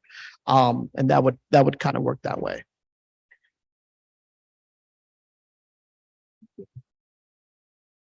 Keep going. Okay. Attendance. Again, I think the really, I think fascinating and interesting about attendance is that we can slice and dice this a number of ways. Not represented on this particular graph, but historically it's our TK and kinders who miss the most school. And so we're constantly kind of working with parents and, as to why, and, trying to convince them to come. Transportation's another one. That's a big one that comes up a lot.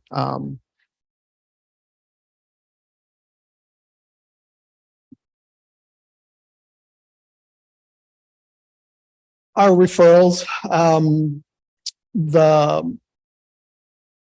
there. we can also unpack them, look at them, see what the trends are, see what grade level needs the most support, see which students need support based on what they're doing in either recess or in class. Most of our referrals or most of the documenting that we're doing is happening out at recess or out on the playground. And so that's where we know we always need to be providing the most support. So if we're reading, so there's just no referrals this year. I see no blue. That's the opposite. This is 23-24. We don't have referrals from last year. Okay. I put the wrong key on there. That's my fault. The key is incorrect. The green is for this year. Sorry. Yeah. These are this year.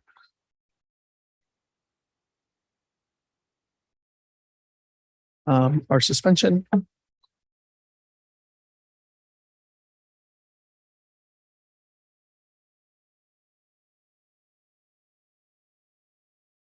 And then I think kind of the meat of the conversation too is our team's time and tiers. I did a little something different when it came down to teams. And I really wanted to talk more about what goes alongside, building the structural teams, right? So building the cost team or building the PLC team or building the grade level team. And the piece that I think is really important and something that we work on is how do you build a trusting team, right? So if there isn't buy-in, right, you can assign members to a team or, teachers or staff can sign up to be a part of a team. But they may not know why they're doing it. They might have been assigned to it and don't really want to be a part of it. And so a big part of what we're working on this year is really understanding what the team is about and really buying into why they want to be a part of that particular team.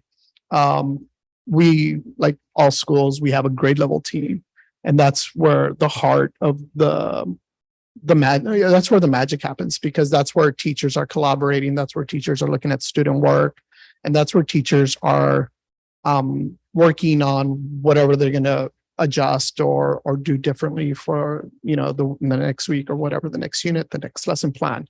And that takes trust too, especially if it's a new team and they're getting to know each other, right? So teaching is incredibly, it's a vulnerable job.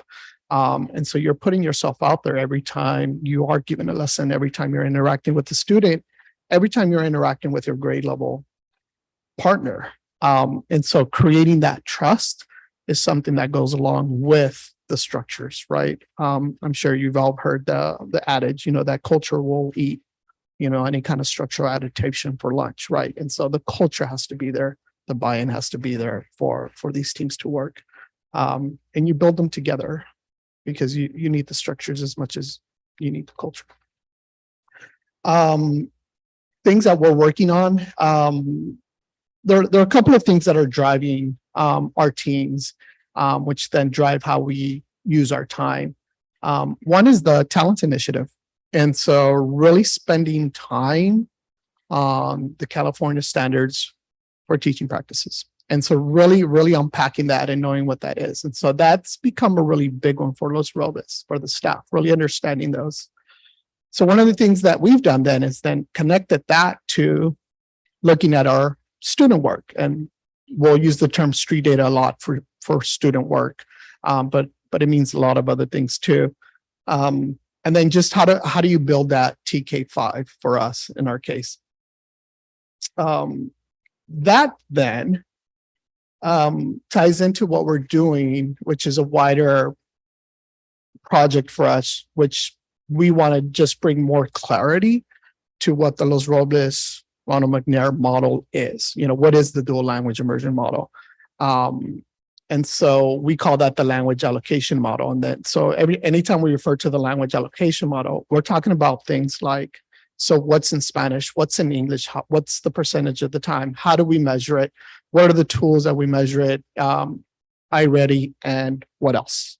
And so that's part of that language allocation model. That's part of what we'll be doing, but that's being fed in large part to our teachers reflecting on their practice and looking at student work. So looking at the results and the outcomes that our students are producing.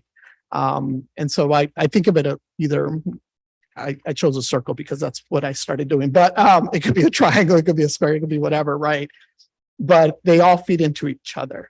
And so that's what we're working on this year. That's what our teams are working on, and that's what our grade level team is working on. That's what our district instructional leadership team is working on, and that's the very first thing we want to do. Let's bring clarity to what our school does, what it intends to do, what are the measures to do that, and that's our goal this year. The last piece is just kind of what we're doing in terms of tiers. I underlined acceleration because that's where we want to be all the time. That's the goal.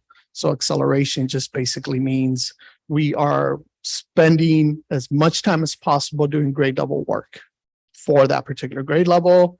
And when teachers start to notice, when staff starts to notice that there's a gap that needs to be filled or there's some unfinished learning in there, you then take a moment to fill that in as quickly as possible and get back to grade level. It's not always that clean. It's often very messy. Sometimes you need more time. Sometimes you need less time. Sometimes you need a bit of remediation, like some really serious filling before we can move on, depending on the content, depending on the scale. Other times you can kind of quickly address it. And those are real-time teacher moves that are happening throughout the day, throughout the week. And so this area of tiers is probably what makes the craft of teaching one of the most complicated ones. Is knowing when to move in and out of what the kid needs, what the student needs, and then kind of getting back on track, because you don't have a lot of time. You have 180 days to get the student to where they need to be. It's intense and it's fun. I just had a question, maybe it's a district question. I feel like we've had 2 schools come up already saying that they need to create the culture, that they need to create a culture of whatever it is, right? And change the culture of, and so I'm wondering if at some point, maybe it's after this, we get metrics on how many of our staff is returning. Because if the culture is already set, then we shouldn't have to recreate the culture every single year if we have returning teachers that have been there for a long time, or returning principals that are like the culture is already there. You just welcome in the ones to what the school is. I can answer a piece of that. I think everybody else would love to chime in. There's yes, and I think just a piece of that is also maintaining the culture. And so that's challenging in and of itself, right? Like everything else, it needs to be maintained. And if we're not maintaining that, and so sometimes when I talk about culture, sometimes I am talking about maintaining culture. Other times I am talking about I have to rebuild this or I need help rebuilding this, either because of staff departures or staff movement or something like that. And so I think all of those things play a part. Agreed. Obviously there is turnover. We recently had research done where we can say that 80% of our highly qualified teachers were retained. But to the point that there are situations where we do have shifting and retention issues. And I think though that is critical. It is critical that we have systems in place so that when we do have new staff, we're able to run.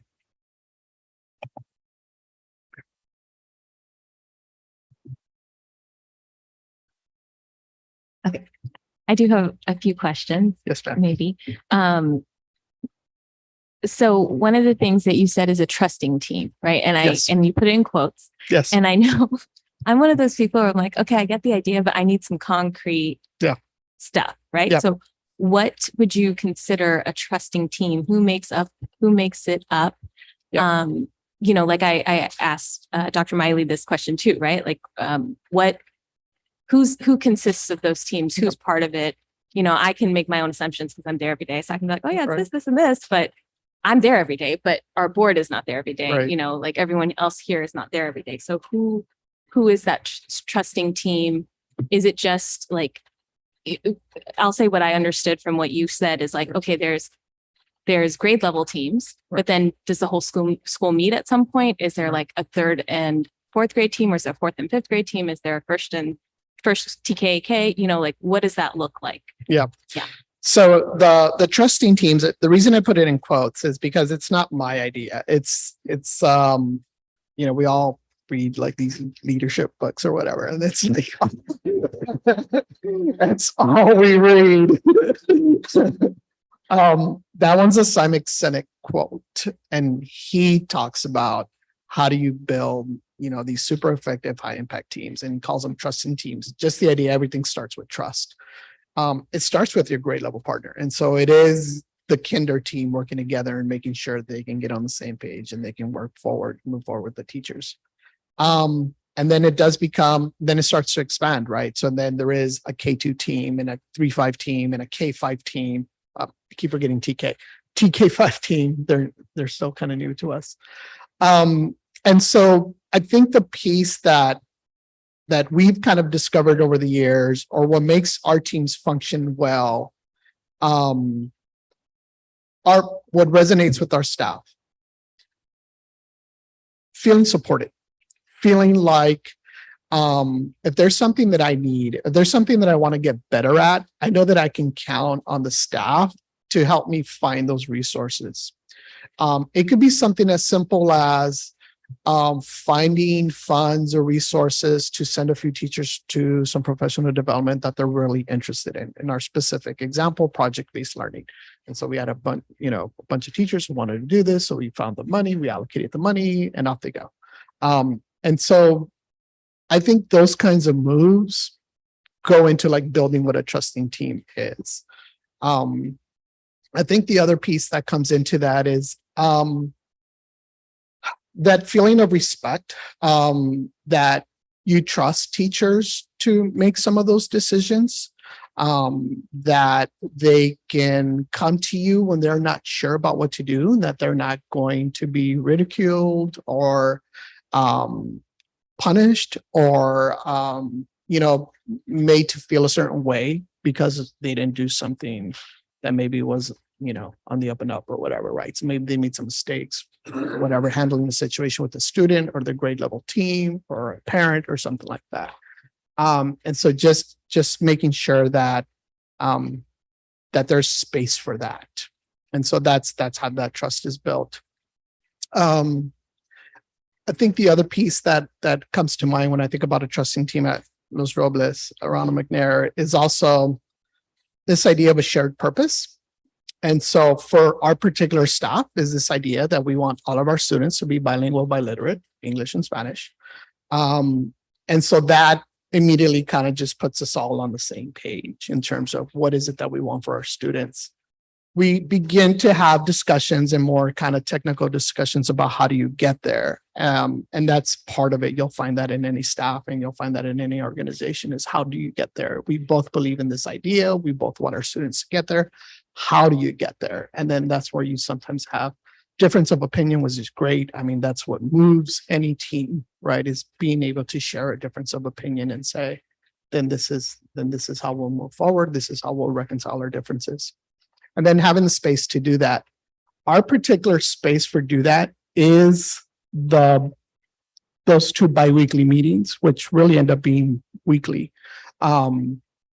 But it's one way to think about it. So as we're reflecting on our practice, that's a whole staff conversation. As we're building academic coherence, that's the entire staff. It's not just one particular grade level. It's not just a couple of team members. That's TK5. And so that's how those teams are built.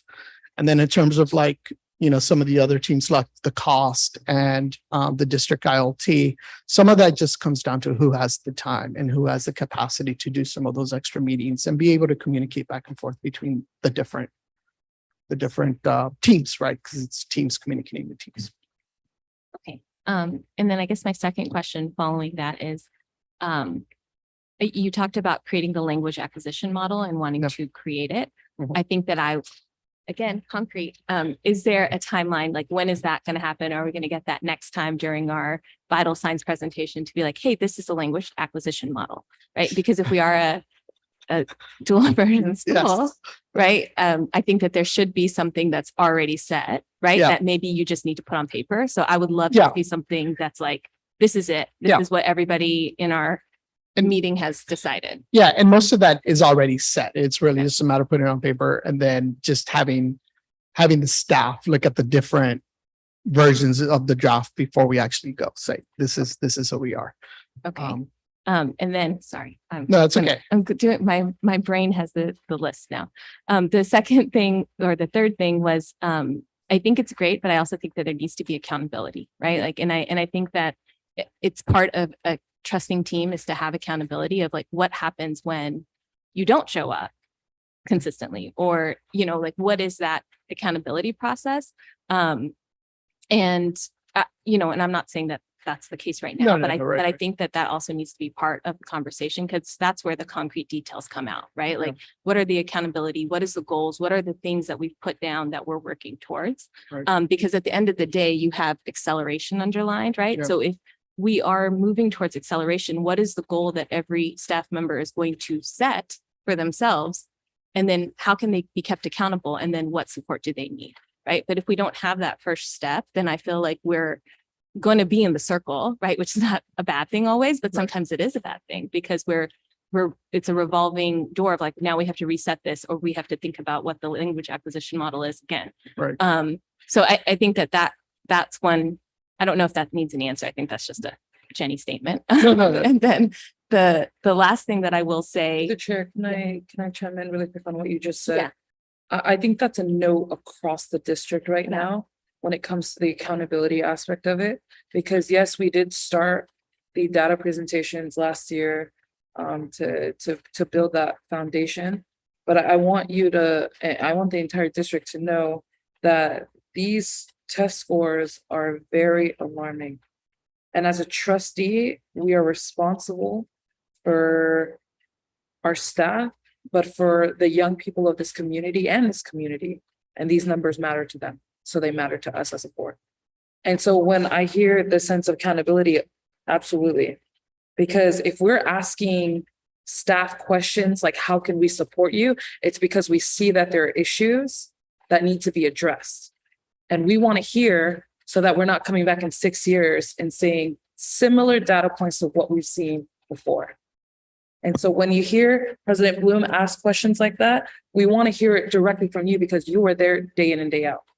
We meet periodically. We get updates from our superintendent, but it's very minimum how much we're actually in the know of what happens day in and day out.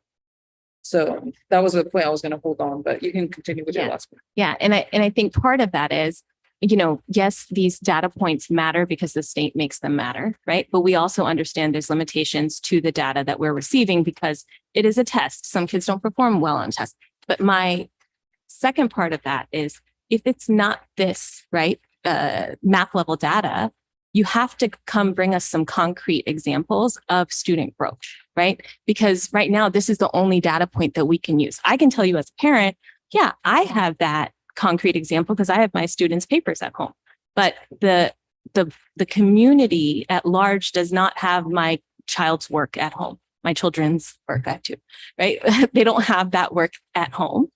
So, or in the newspaper, they don't have that, right? So for me, one of parts of the accountability process is I want to know what this really big picture that we're talking about, that we value, right? Like there's something that is valuable and that is, and I know that personally because I do value that stuff. I've seen my kids grow up. My kids, I will 100% say, are bilingual, and my daughter's in 3rd grade and my son is in 1st grade, right? And that is only because of the learning that they have done at Los Robles. So school survey from Ronald McNair. But that's my anecdotal point that I can give out.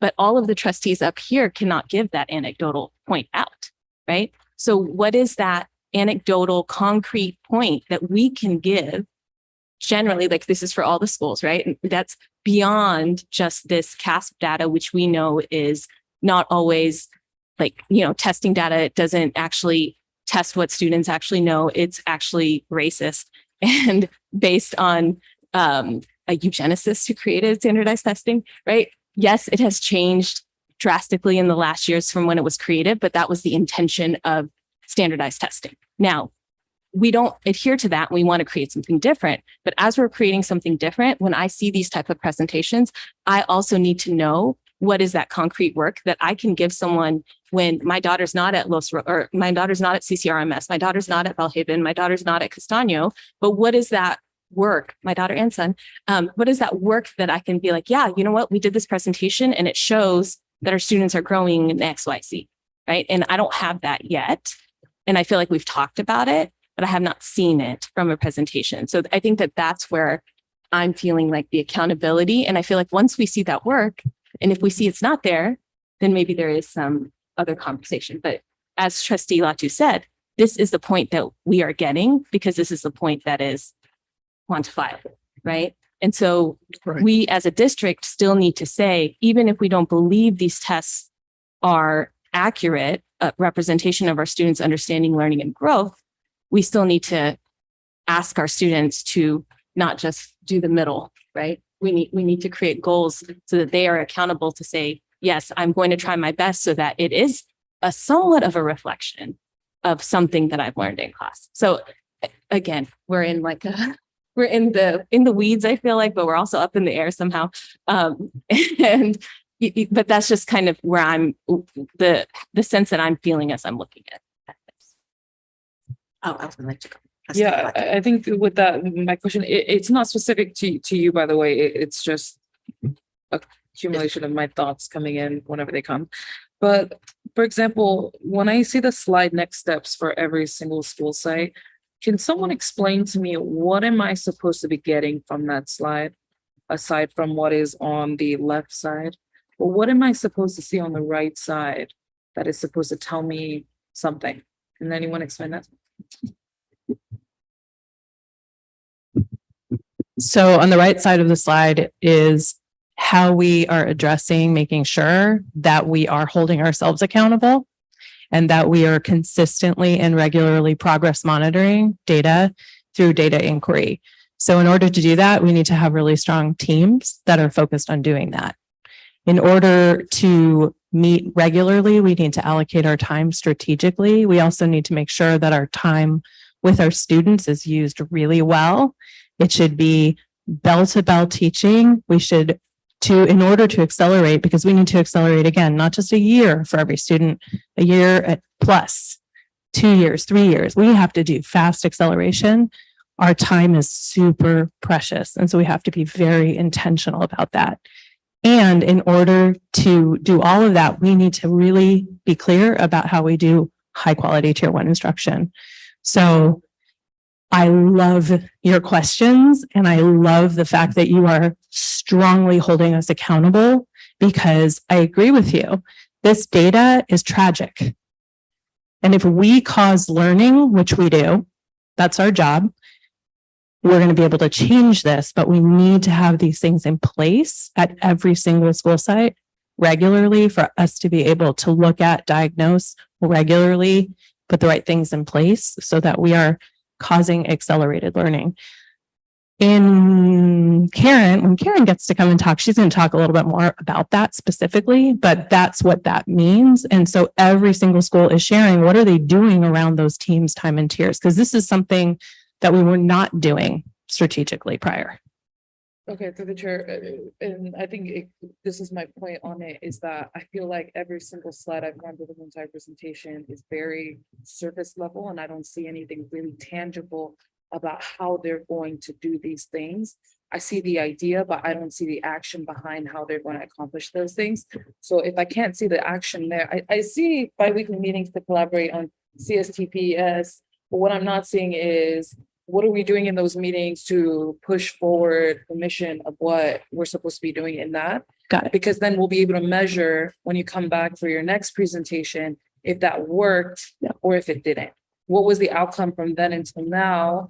And if there was tangible increase in goodness in whatever area it is, we'll be able to share that. But right now with every single one, and I'm not, it's just so happens that it's on, but I wrote down slide 37, 44, 51, 58, that I did not see enough. Got it. I do want to just name and mention that what you're asking for us to do is absolutely important. And without the right structures in place, we're not even going to be able to get to what the tangible thing is. And so to be very transparent and honest, last year was about, we need data. We didn't have data. Now we have data. Now we have 2 years worth of data that we can go back and progress monitor, and we can see, are we making growth? Well, no, we're not making accelerated growth. We know that. You're asking for those tangible things that we do next. That comes out of sitting in teams and looking at that data and planning together using grade level standards and making sure that the tasks, the things we're doing in the classroom with kids are grade level, rigorous, high quality experiences. The things that we're doing around universal tier 2 time, and again, Karen will be able to share more about that, super tangible about how we can start to really accelerate growth in reading.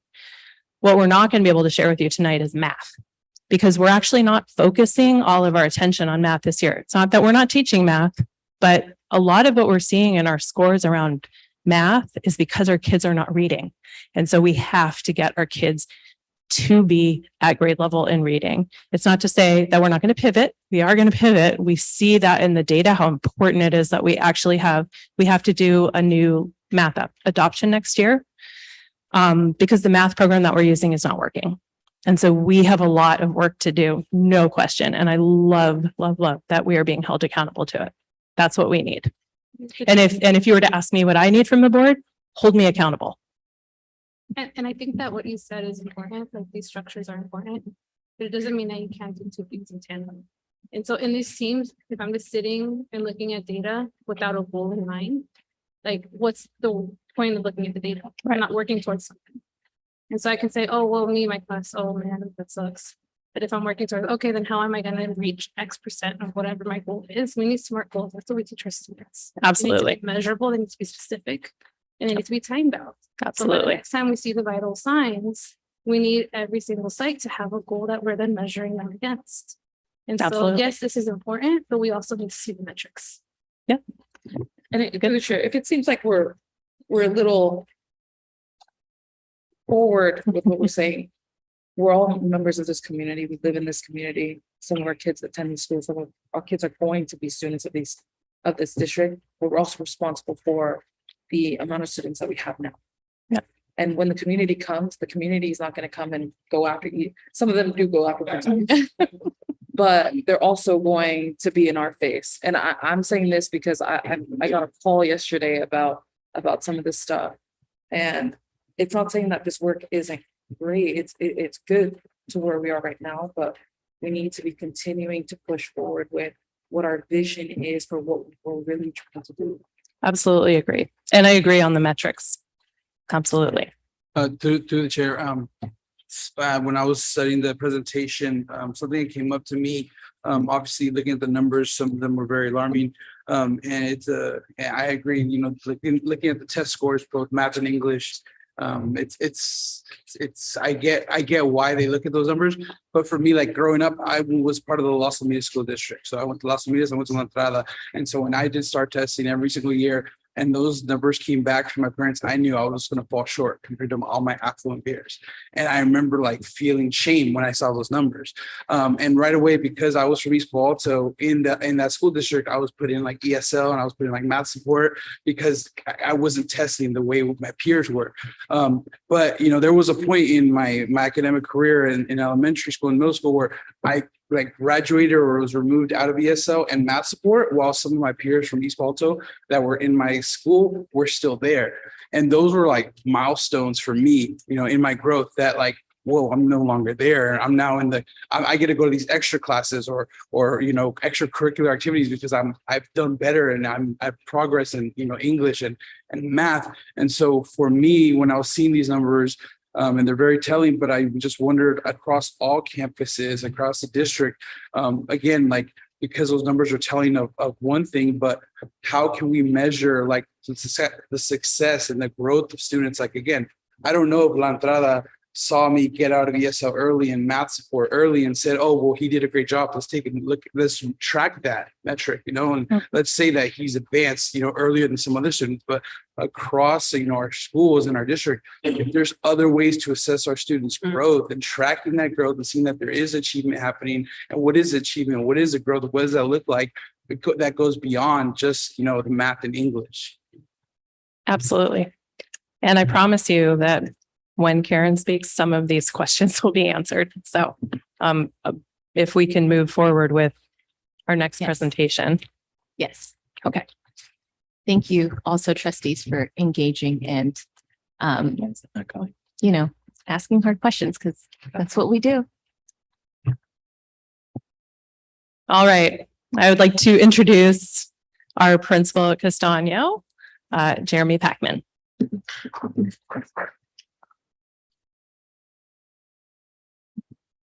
Members of the board. Yes. Scenario. So I am the new principal of Castano School of the Arts, COSTA, we like to call it short, and a very proud principal of what I'm finding to be a very incredible school. And I'm going to explain to you why, and also things that I'm concerned about as well, and we're going to be working towards. When I got this job, just to give you a little bit of context and something that I take very personally, a comment Ms. Bloom said before when talking to Dr. Miley about the fact that he is the holder of all of our schools. He gets all of our kids. For the last 23 years, I've been a middle school teacher / administrator. The last 11 years, I've been a middle school administrator. I've always received the students from every other elementary school, and I'm always sitting around my data meetings asking those questions. What am I now to do with my students they're coming to me so far behind? When I had the opportunity in conversations with this district, with Ravenswood, with Gina, with Sarah, about this opportunity of becoming principal at Castano, for me, it's an opportunity to take a back step and go to where it begins and see myself. So I want to be very clear here that I think we're all aware that some of these numbers are not acceptable. But we're committed very, very strongly to building the right practices, building the right teams, the right time, giving the right time, monitoring, making shifts to our practice to get there. Okay. To do that, we have to know our schools. When I became the principal of Castano, I learned a lot. I learned a lot through conversations with members of this district. I learned a lot through conversations with my staff, with my parents. I went on a lot of listening conversational tours. And the one thing that I learned, the biggest need that I heard coming in is the fact that there is a lack of community. I believe, and I could get my numbers wrong here, I believe I'm the third principal in 3 years, the third principal change. 5, 6 years ago was the split. When was this pandemic? So long ago? Well, we had, the structure of a Brentwood school that was then, consolidated into Castano. We have many staff members who are from the Brentwood days. We have students and families from Brentwood. We have students, families from Castano. So I don't look at this job for me as creating culture, but I think it's maintaining what's good, questioning what needs to be questioned, and shifting the culture of where there needs to be shifting.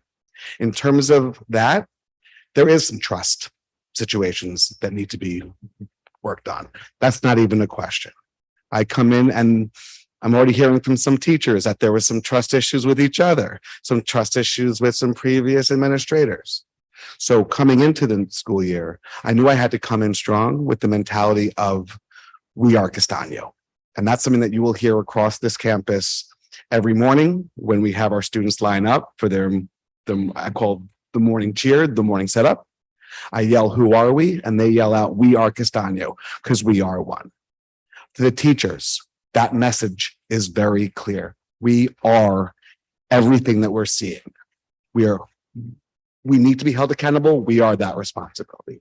That's a little overview about what I'm about to get into. Okay. So to build some of that culture, I'm a big believer in appreciation and love and celebration of each other. I'm a big believer in teaching that to our students as well. That's important to appreciate each other for our differences, for what's the same, for how we learn from each other. Okay. So to do that and to build community of We Are Castanio, we have a different area of focus every single month that we're focusing on in terms of essential practice. Our first one was pride. We had a phenomenal assembly for our students where we really discussed with them and asked them, what does it mean to feel pride? Pride in who you are, pride in the work that you turn in, pride in the family in which you come from. Many of our students could not wait to jump up and share what that means to them. We did a similar thing for the idea of collaboration, which is this month's theme. Building this sense of community amongst each other in our classrooms, in our yard, is pivotal for our students to feel safe. And again, the safer our students feel, the more connected, the more owning they feel of this place, the harder they will work in general. I've seen that throughout my entire career in every school and every district that I've worked in. To celebrate our students, we use a variety of things. We have Cougar dollars. We have Caught Being Safe, Responsible, Respectful cards that get drawn on a weekly raffle. We announce their names over loudspeakers, over microphone. We celebrate them. We give them prizes. We congratulate them.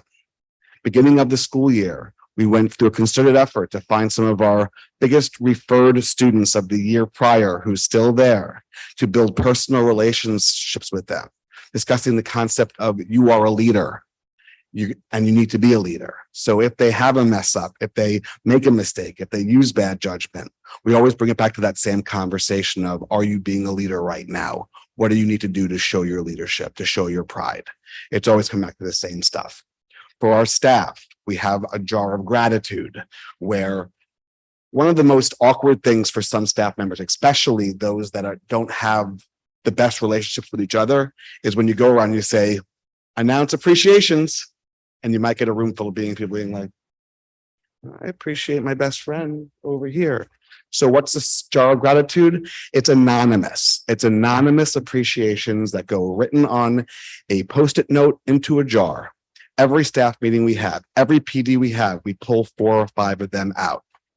And it's something as simple as, Jenny, shout out to Jenny. Thank you so much for helping me the other day in my class. I was going through so much. You're the bomb. It's not signed, but Jenny knows exactly who it's from. Something else that we do, I'm a big believer in symbolism, is Casey the Cougar.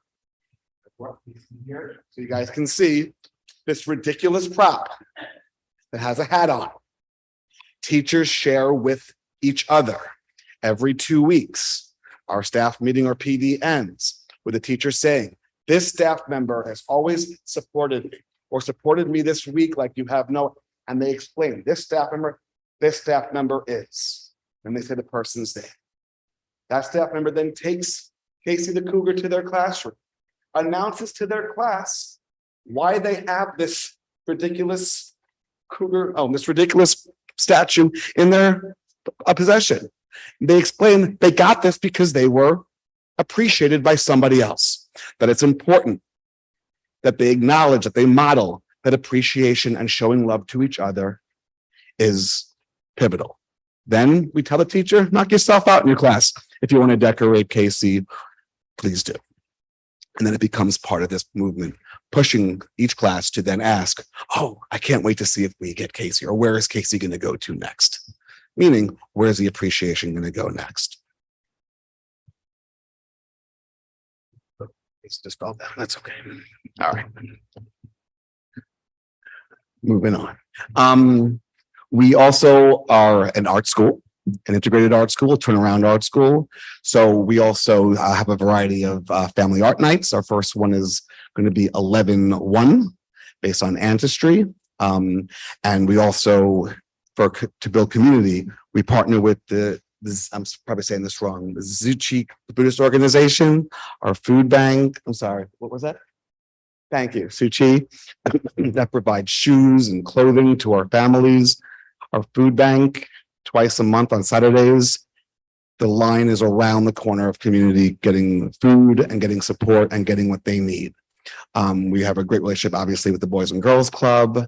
Our students are just got back from Vita Verde. Big believers again in that, also promoting the full service community school concept. Here's an example of our jar of gratitude, just so you can see what it looks like. And Casey being integrated into a classroom. This is I think one of our first grade classrooms, I think. Second, Casey helps us when we're building and constructing. Casey reads with the children. The kids really take a liking to this idea. And to Dr. Miley, I've done this in middle school as well. With Frankie the Falcon at Abbott Middle School. The kids love it in middle school as well, as are the teachers. Just throwing a plug in there for the. I know, I'm just putting it there. Okay. Now our test scores. I see these test scores and I want to be very clear, and I believe every administrator, because we talk about this all the time with each other and with our staffs. This doesn't make me happy. It doesn't make me happy to see that 76% of our students this year, looking at I-ready results, are below grade level. It's unacceptable. It doesn't make me sleep very well. It doesn't make me very happy. It doesn't make me happy to see, but what I do see in here is opportunity for growth. What I do see when I look at deeper details of our data, I see where a lot of our needs are. Phonics, phonemic awareness for our young ones is a struggle. We need targeted intervention to support our kids, but not at the cost of them not having solid tier 1 instruction as well. Oops. We did see a positive growth of 7 points for ELA from last year. Our math, we didn't see a positive growth. All of these things need to be addressed. We have to constantly look at our practice, and we are, and we need to address it. And again, this idea of creating culture, we need to shift culture. I'm a very loud proponent on my campus that our students, they need to have experiences. They need to have field trips. They need to see the world. They need to feel the tangible learning that could happen elsewhere, but they also need to be in the classroom. They need to, this is a serious situation here that I think all across the district there needs to be a stronger focus on. We need to have more time of them learning through tier 1 instruction and being held to a very high standard. But we also have to address where their needs are. So I'm going to get more into how we're doing that, and I'm going to explain, Trustee Melee, what our teams do a little bit more specifically, okay, as I get to that last slide as well. All right. Our year-to-date average, 89.9%, that needs to go up. Okay, again, we're seeing a lot of issues also with our TK Kinder. We're working very closely through our cost team, which is one of the teams that meets weekly, really working with our families, pre-start, to find out why they're not taking their kids to school or why their kids are coming in late, how we could support them.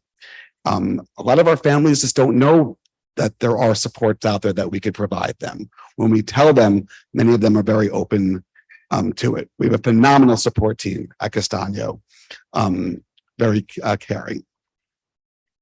And also, I'm seeing, there's bouts of illness. This is my first year in the elementary school. I had no idea I think I got 3 colds in the first 6 weeks. It's a little bit different in the middle. The boogers are real. I'm going to be real. I'm new to the elementary world.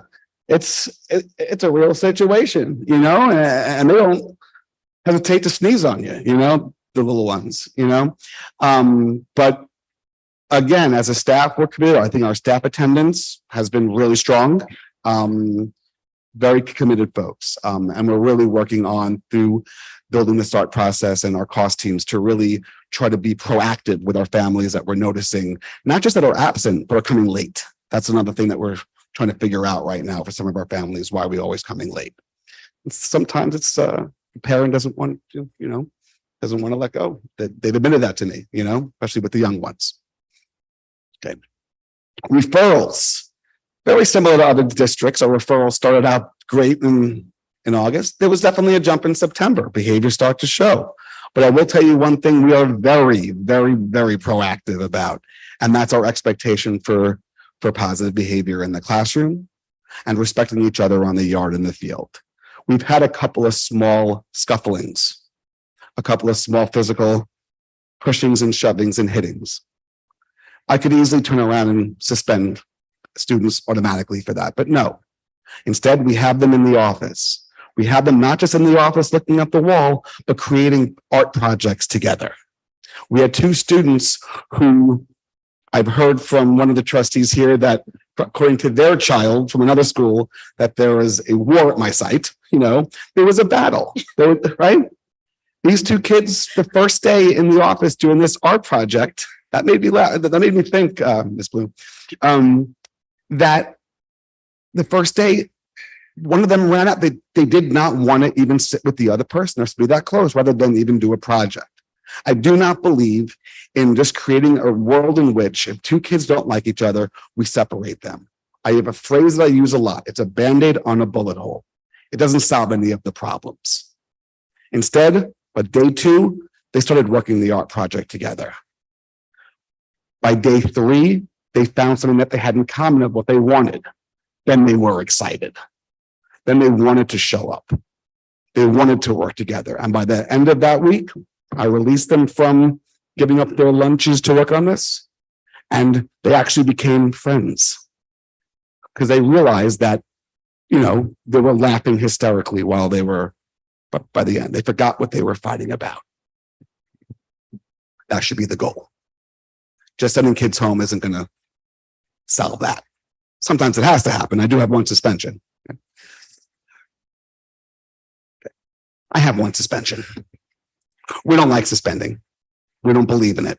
We had a situation that just, it needed to happen based on a student that we gave in a lot of intervention and a lot of proactivity, but a student who needed a lot of support and now is getting that support. But it's our goal this year to not have any more. We believe that we are the ones that can provide the guidance for these students.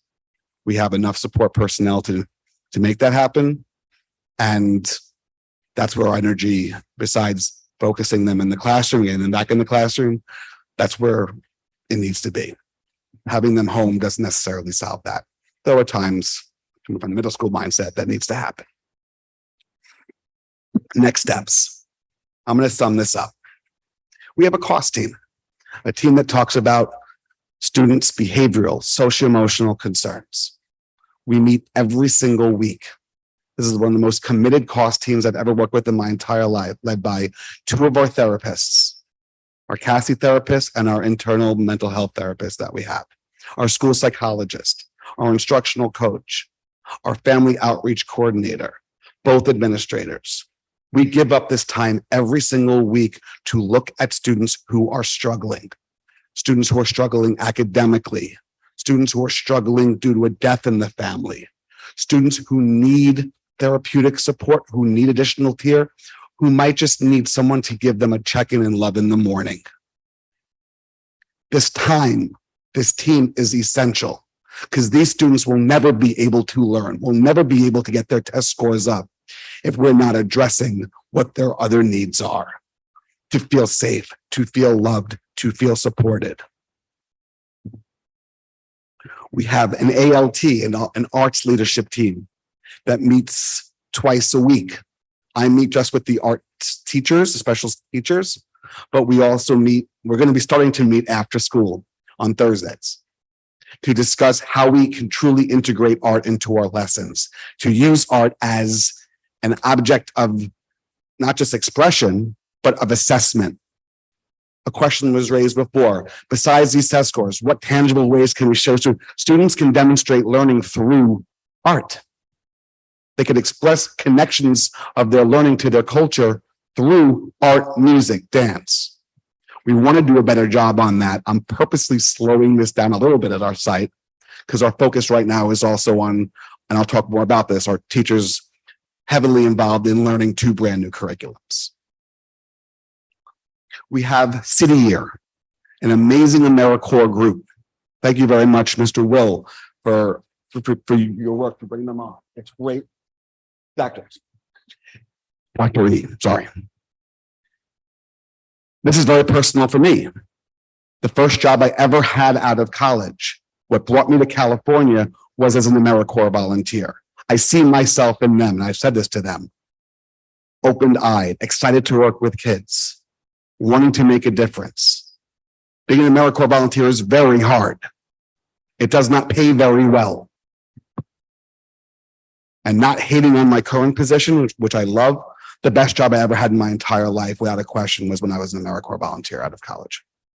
So I'm proud to have them there and have them in classrooms during Tier 1 time, outside on the yard, and being a pivotal part of what you'll learn more about in Karen's thing on our SIPS curriculum for our Tier 2 intervention. Our SPED team. I'm very SPED centric as an administrator. I actually love IEPs. It's a weird thing. I love to go to them. I love to read them. I get very invested in them. Phenomenal amount of adults working on our special ed stuff. Number one, ensuring that we're not over assessing and where every single student who's having a struggle goes through an assessment process, really laying that out for those who really need it. Coming together as a team to ensure that our students who are our most needy get the support they need and are tracked appropriately with the goal of getting them to move up or move out, to be mainstreamed. We have this UT2T time, and I like the name UT2T. I think it flows. But for personal ownership here, I was saying it wrong probably for the first 3-4 weeks, but now I have it down. R2D2, I was the worst. I was like UT2T, like I don't know what I was saying. But it's an opportunity in conversations with our teachers as we're shifting this culture that students, many of our students, as our numbers show, need support with their phonemic awareness, with their phonics, understanding the basics of how to read, and that happening, but not at the cost of losing their opportunity to be on standard. Tier 1 instruction is number one. We spend a lot more time on that, but the fact that every single grade level, every single day except for Wednesdays, 4 days a week, have an AmeriCorps volunteer, a reading interventionist, and a teacher in their classroom, working with them in small groups based on exactly where they are based on assessment. Having a program that you'll learn more about that every 10 lessons, there's a reassessment. So students aren't in a trapped situation that they can't move out of. If a student is growing, the student can move to a higher level. But also having this time put aside in the instructional day where we're really focusing on the bare bones of what they need. And I had this good conversation with Karen and Sarah, where I was like, if this is really done right and this really works, our need for this is going to dissipate over the course of the next few years because we should be seeing the accelerated growth. And once our students learn how to read better, they'll be able to read to understand a lot more. That's how it happens. This data is daunting for anybody who looks at it. But there needs to be time for our teachers to learn this curriculum, to do it effectively with fidelity, time for our students to get the designated support that they really, really need. That by doing that, we're tackling the steps to make this growth happen. I don't think growth is going to happen overnight. It takes time and energy. We have teacher release time planned where our teachers are going to get to work together. I'm going to get them a substitute to spend an entire day really breaking down their curriculum, breaking down their next unit as they're learning CKLA curriculum. It's new for them. Their comfort level is not high on it. Once teachers become more comfortable teaching a curriculum, as a teacher, I'll tell you this, it makes sense. Once you do your job a number of times, you become better at it and stronger at it. You start making connections that you might not have seen the first time. So designating this time for these teams to work together, that's how we're going to get them more competent and competent in what they're teaching, and that will lead to student growth. I'm confident on that. And as it was said before, I want to be held accountable to that. Not just by you, not just by the district, but by Dr. Miley, who receives my kids, as I did for so many years as a middle school administrator.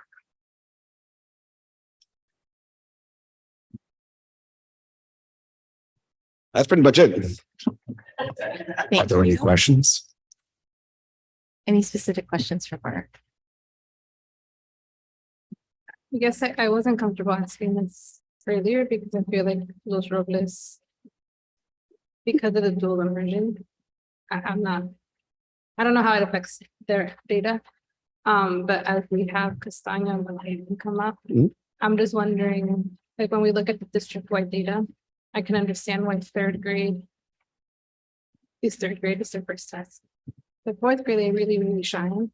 And so, but then fifth grade is, and then sixth, seventh, and eighth, we're trying to like catch up, right? Like I see some increases in sixth, seventh, and eighth. And so as we come up, and those of you who have been here, maybe I did something right. Just any insight that you might have as to why that dip is happening and what we could potentially do to alleviate that and not have it dip that much. I can speak a little bit to it, not so much why it's, I think, there could be many reasons why. I think it's there. I think the focus needs to be, my focus needs to be on, my energy on accelerating it. This is why there's, again, I keep focusing with my teachers a lot also, shifting the culture of, I probably get 8 emails a day from 8 different organizations telling me, let us come in and help you with this, that, the other. It's very easy to fall victim to, not fall victim to, but yes, yeah, bring everybody in.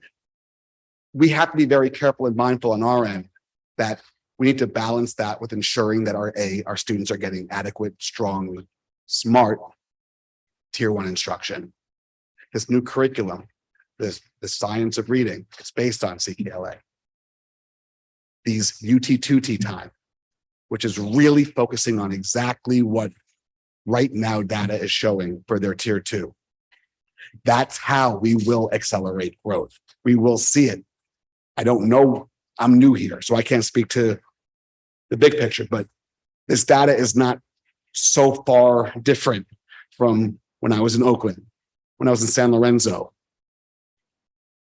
So I'm gonna tell you a little bit. There's still gaps.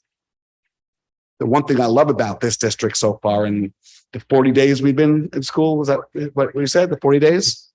And the month prior to professional development, the conversations is accessibility. I joke a lot with Karen. I feel like she needs an office at my school. She's pushing my practice. She's pushing me away in my head. She's pushing me to shape how we do our PD, focusing me down on what, because all I see those numbers and I think we have to do everything right now.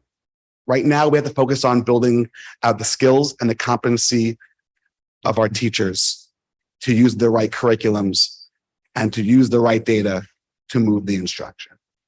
That it will happen. I'm confident in that. I can speak for that on my end, on my school. Did you have any other questions? Anybody else question? Yeah, feel free to jump in. So you have a lot of teams and they meet a lot. Is there overlap with the teachers or is it like a variety of teachers? Like what is this looking like? It's a great question. Variety based on, this is only some of the teams. We have committees that take on a lot more responsibilities. It's based on what the committee is looking for, what the team is actually for, right? Our cost team, as I mentioned before, 2 of our mental health therapists and our school psychologist, our instructional coach, our family. This is talking about students' whole body, whole well-being, right? We don't have any physical teachers in that space, but we're responding to the referrals that we're receiving in and we're communicating with. Our arts leadership team is led by our specials teachers, our dance teacher, our art, our visual art teacher, our music teacher, but it also has 2 or 3 of our other teachers who are in the program as well. Our ILT consists of special education is represented, lower grade levels, upper grade levels, our instructional coaches, our administrators, because we're looking at instruction based. Are there some people who are on more than one team? Yeah, I'm on like 4 of them, but as I should be. But based on what the people bring in and the role they have, that's who we've selected to be on these teams. And then what our teachers do on the side is they have their own committees that they're working on. We have a green team, for example. That's what they want to do. We have a school culture committee. That's what they want to do.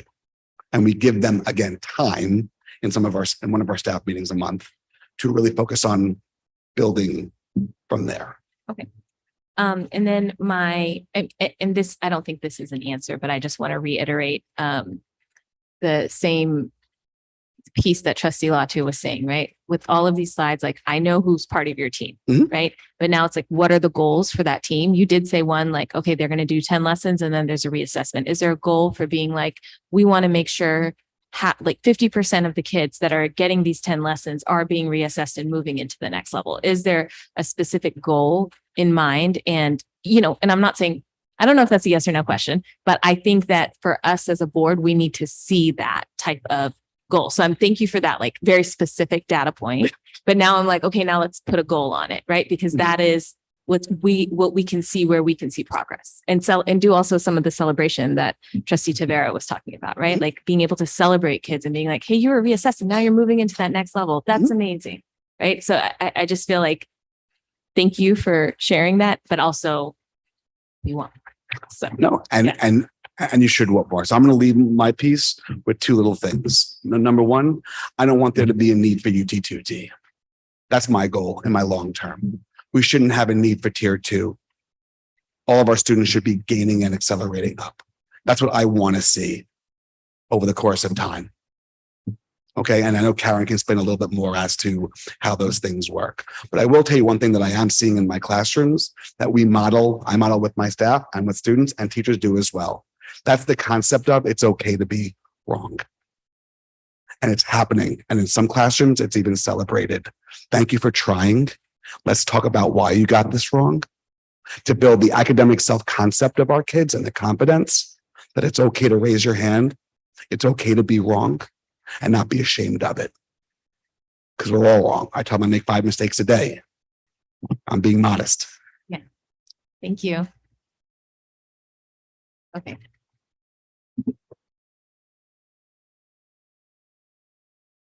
Uh-oh, I think I've missed. No, going the wrong way. There we go. I'm going to introduce our principal of Belhaven, Michelle Masuda Lee. Thank you. All right, last but not least, right? And then we'll get a cup of coffee. So good evening, everyone. My name is Michelle Masuda Lee. I'm the principal at Belhaven Elementary. I know you've seen a lot of data tonight, and I wanted to give you a quick snapshot as well of who we are at Belhaven and what we're seeing. And the fancy clicker. All right. So I started off with who are we, as opposed to just how the year started off.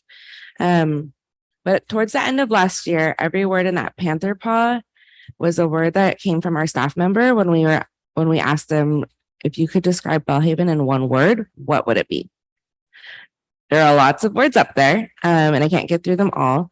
But to condense it, we are a caring, inclusive community dedicated to our kids. We are a family. And a part of the big thing, going back to what was mentioned before, is we did have a lot of returning staff members. So now we're trying to build that family not only within our staff and our students, but also within our families, and bringing them in and inviting them into the classrooms and onto campus as well.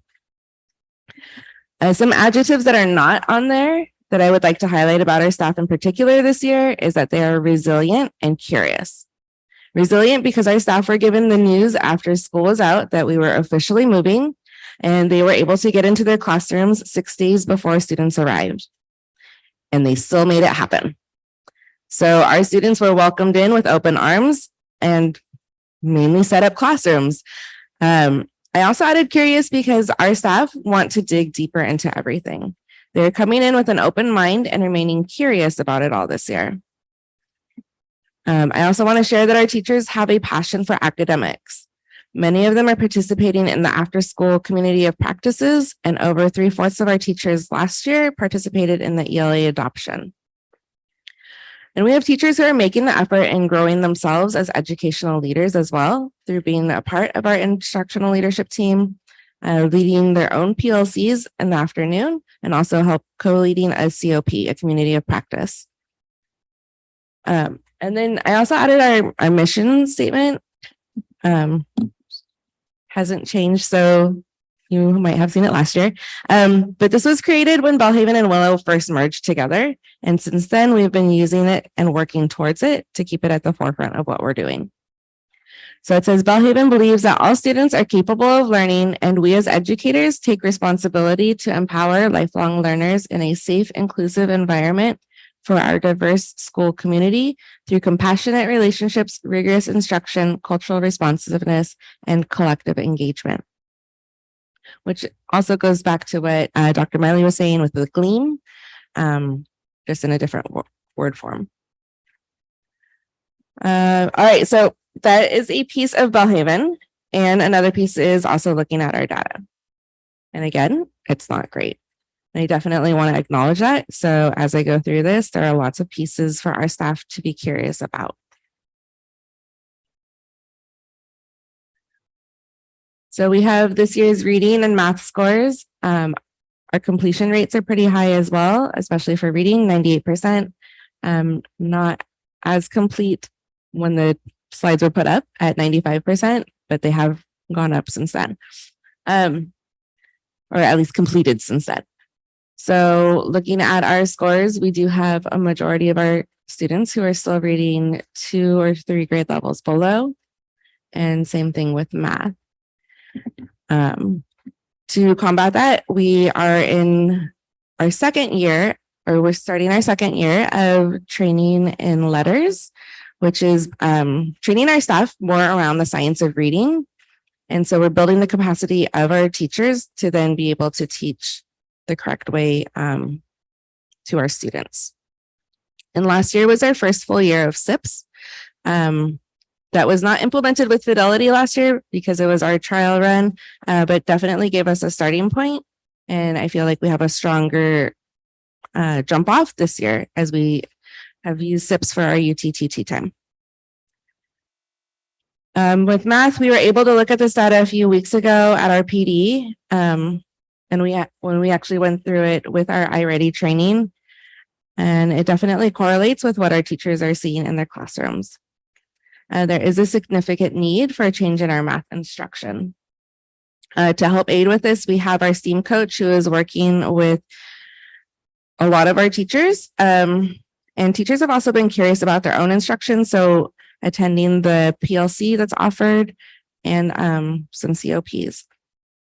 To touch on what the difference was between the 4th grade and 5th grade, if you look at the 5th grade content, it jumps dramatically as far as the skills that are being used. And so if they are grasping bits and pieces of it in 4th grade, they're doing great, but they need that extra step up. And our teachers are noticing it too. So they've noticed what's going on, and they're trying to, we're trying to share our best practices to make sure that we're growing with that. And then going to our CAS scores. So our ELA was a little bit better than our math. But looking at the growth, our growth in ELA was 11 points. So almost to the 15, but we were seeing progress with our ELA, not so much with our math. And that's something, again, that our teachers are being very curious about. And let's see, now I write it down, and exploring best practices across classrooms to see how we can improve everybody.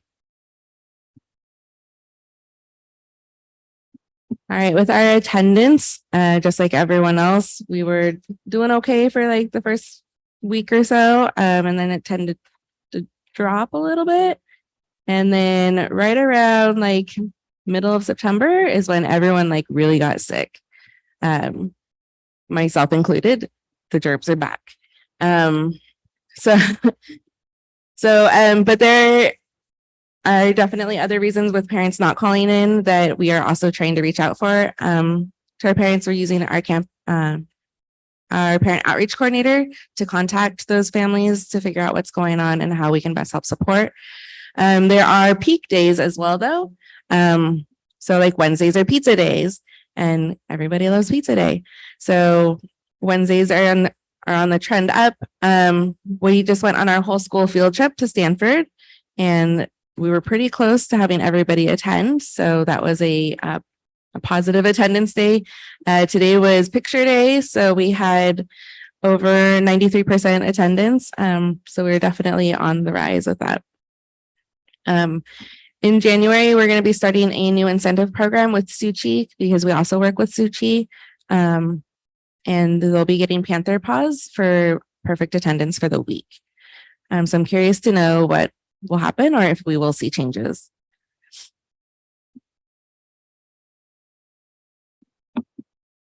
All right, so our referrals, we did not have any in August. September is there.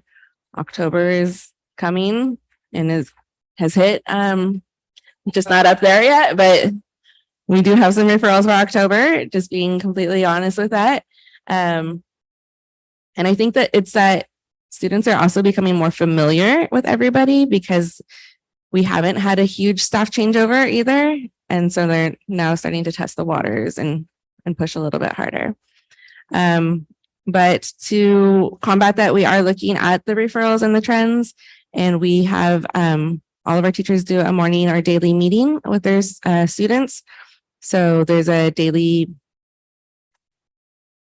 it's like a behavior lesson plan, but we try not to call it a behavior plan, but a daily topic for Belhaven. And within the week, one of those days is specifically targeted towards the behavior that we're seeing and noticing. And a lot of it that we're also noticing is outside. So it's not within the classroom, but it's out at recess. And so we have been working on training our campus relations coordinators on restorative justice practices. And we now have a full-time Playworks coach, which I'm super excited about. So we'll hopefully have more structured game times outside.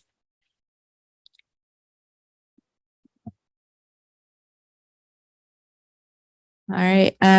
We don't have any suspensions as of now. And again, with training our campus relations on restorative justice practices, we have been having a lot of restorative circles happening.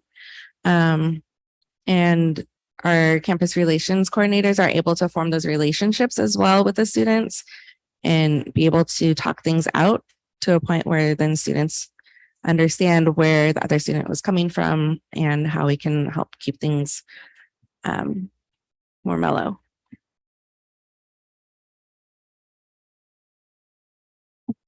All right. Sorry, I realize I'm talking really fast. Do you have any questions? Okay.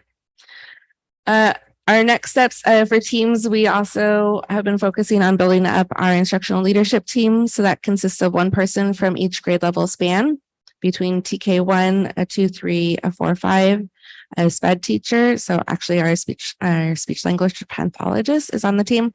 And then also our art teacher to cover specials as well. And then we also have our 2 coaches and both admin on ILT. We are trying to be very intentional with what we're doing this year for ILT. So we have broken the year down into 2 phases. Phase 1 is to help build teacher leader capacity by focusing on data and reflection during inquiry cycles. And then phase 2 will then be to apply those new skills and structures to collect and analyze data to make informed decisions about our instruction at our site as a whole. We have our intervention team. So that consists of our 2 reading intervention teachers plus our newcomer teacher. And so they are working hard to support all of our students. Our newcomer teacher is also pulling SIPS groups as well during UT2T time if there are no newcomers within that grade level span. And so the intervention team are also attending many of the outside SIPS trainings and are participating in the Reading Interventionist PLC that's being offered on Wednesdays. So that way we can help build up their capacity with SIPs, because both of them are new, that they weren't here when we had our first training in SIPs a couple years ago. And then with our intervention team, we have also created a structure where they are meeting with our homeroom teachers once a month. And then that way they'll be able to look at the specific data from what Mr. Pac-Man was saying. It's every 5 to 10 lessons to see who's able to move up out of that group, and then shift groups around as a whole. We also have our coaches, and I know they're a team of 2, but they are also working with over half of our staff in some sort of capacity, whether that's working together with a grade level span or individually one-on-one. All right, so our time, we are conducting weekly walkthroughs. So the site admin, both myself and our vice principal, Mr. S, we are walking through with our coaches to collaborate on what calibrate on what we're seeing. And then we're using that to help drive us towards what we're working on with our inquiry questions for ILT. So we want to be very strategic about that. We have our teacher collaboration times. So then that way teachers are able to collaborate with each other and also with the coach, the SPED teacher, to make sure that all of that time is then built in. We only have one TK teacher on our site, but she actually collaborates with a TK teacher from Los Robles as well. So the 2 of them meet online on Zoom. But Mr. Quezada and I were able to make sure that they had the same specials times to be able to have that meeting time. Admin are also working on calibrating ourselves just to make sure that we are on the same page as far as evaluations then go, and what we're seeing as trends and patterns around campus. And again, just really being intentional, holding a regular time and space for our ILT. So we meet every week.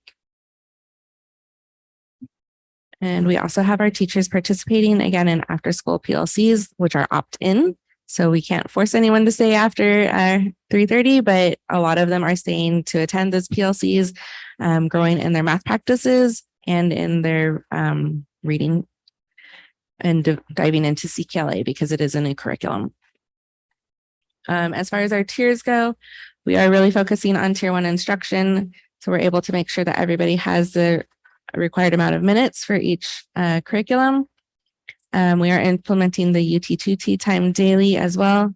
So that's when our reading interventionists and our newcomer teacher are also seeing students. And then we also have partnered up with Ravenswood Classroom Partners.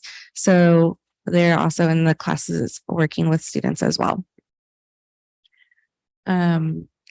We discussed tiered needs of students at cost. So making sure that everybody is getting their individual needs met. And that team consists of pretty much everyone else has already mentioned. So I'm not going to repeat that, but I do want to point out that we are really using our CASI counselor this year and making sure that students who need specific supports are getting them, because we all know that we want to support the whole child and not just the academic piece. And academics won't come without the social and emotional support as well.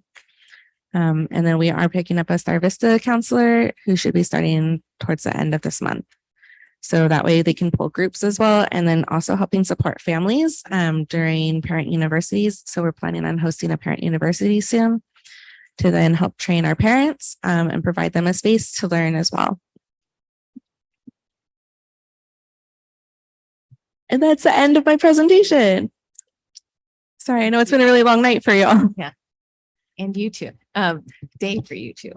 So my one question is not just for you, but I think it's for all of the elementary school principals, because we know that for T2 time, whatever we're calling it, UT2, it's too hard to say, yeah. So because we know that there's 7th period in in middle school. So we know that the kids who don't need that time are going to a different enrichment. So what are the kids who don't need the UTT2? What are they doing during the time that you are having the tier 2 intervention? Yeah, great question.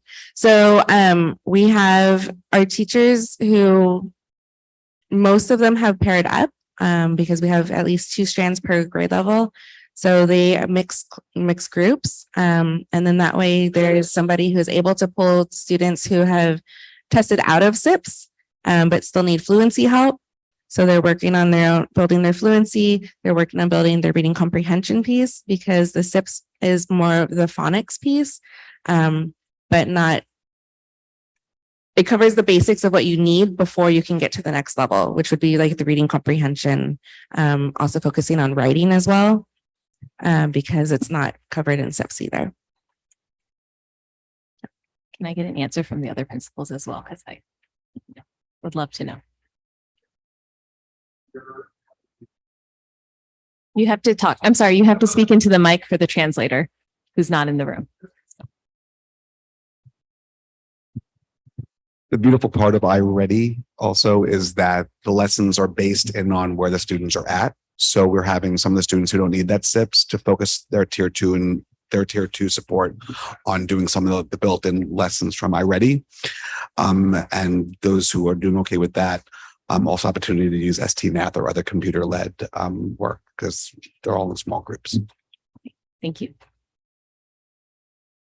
Yeah, very similar. The goal is never to pull a student out during tier 1 instruction. So you find other times during the day when you can pull them out, which takes a lot of coordination, right? So when is a good time to pull out a student for, 35, 40 minutes to get some intense, either intervention or remediation.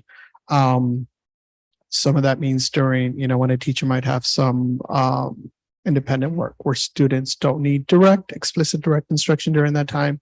Teacher might be working with small groups, and this is a good time to take that student out and then do some of that work and then bring them back. It's I think for us, it's a very, very intensive. It takes a lot of collaboration. I think mostly because we're a smaller school, and so we don't have a lot of structures now we can depend on. Thank you. Through the chair, before we continue, I just want to be mindful of the time. It has been a 3-hour presentation, and I want to be respectful of our principals who will have to be on site tomorrow morning very early. So if it's possible, before we continue with the rest of the presentation, if there's specific comments that we can have for the principals so that we can dismiss them and then continue with the presentation, I think that would be respectful of everyone's time. Is that, I just, because I don't know what the next part, I see the slides, but I don't know who's speaking. So I don't know if that's possible for the team that's, okay. I'm looking to you guys to give direction. Okay, yes, I think that's fine. Are there questions for it? Yeah, are there other questions for the principals? Thank you so much. Thank you, yes. Thank you so much. I know it's really hard to stand up here and have all of us ask you questions and then, owning the presentation. So thank you so much for the work that you guys do every day. We know it's really hard, and we know that you guys are the leaders of our schools, and we trust you with that. And we are definitely on campus, and we'll definitely be on different campuses throughout the time. And we'd love to continue to see the work that you all are doing. We also know we can't run our schools without you. So thank you so much. Please get some rest tonight. Alex, I'll see you tomorrow. I also just want to highlight that we have one of our assistant principals here tonight, Elizabeth Carriage, who stayed for the whole presentation. We appreciate her. Thank you, principals. Go home, go home. All right, so the next part of the presentation we can do fairly rapidly. I do want to give due time to Karen to have her space to explain some of the very concrete things that we are doing to ensure that we are accelerating students. And to be clear, I want to be very, very clear about this. The goal is that we accelerate 100% of our students 1.5 to 2 years. That is the goal, period. If we are not accelerating our students 1.5 to 2 years, we will continue to see the data that we saw tonight. So how we are doing that is we are we have very strong communication and collaboration loops that we put in place this year. The teaching and learning side of the house, my side of the house, is really trying to ensure that every time we come together, it's very intentional. We're using our time really well. We're helping our principals build their muscle around how do you give high quality feedback? What does high quality instruction look like? How are they supporting their teachers to do that? And making sure that everyone has the data they need to plan for what students need to do next. So basically that's what this slide says. I do want to highlight one little part of it is I don't want people to lose sight of the fact that we also are consistently bringing in equity into our conversations. Our anti-racist commitment is extremely important.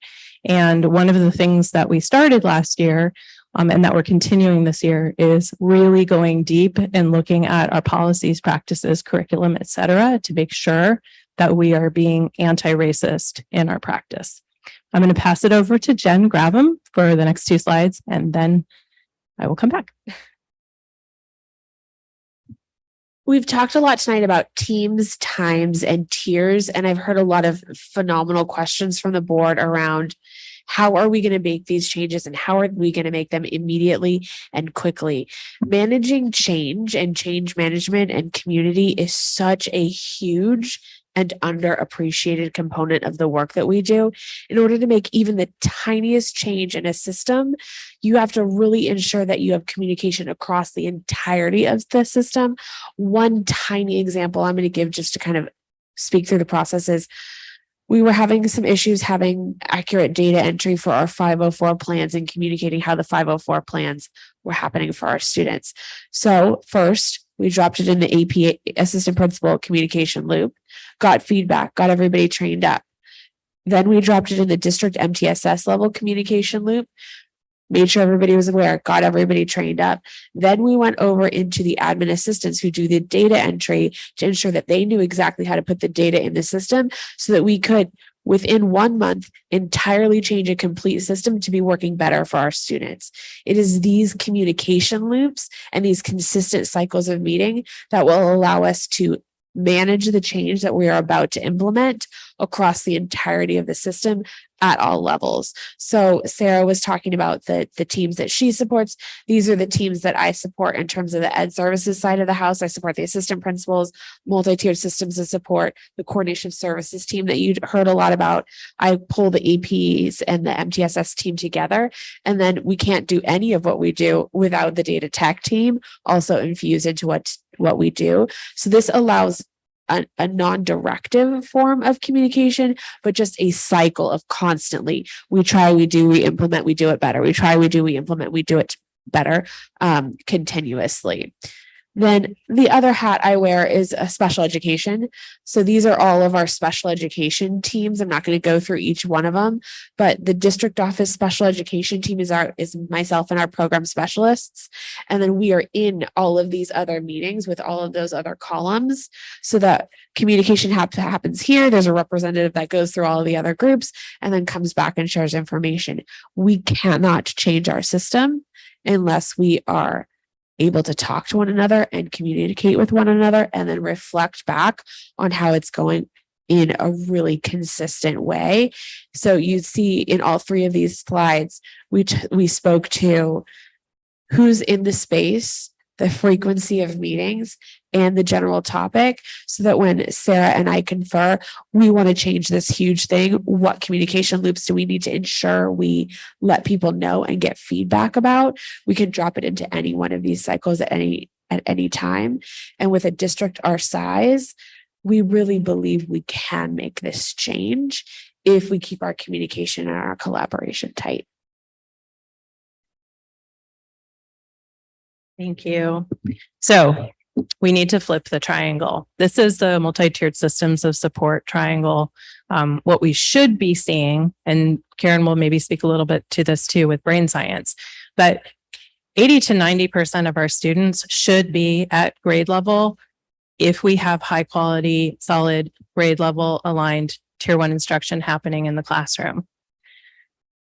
2 to 10% maybe might need an extra dose a tier 2. So I love Mr. Pac-Man's goal of no longer needing tier 2.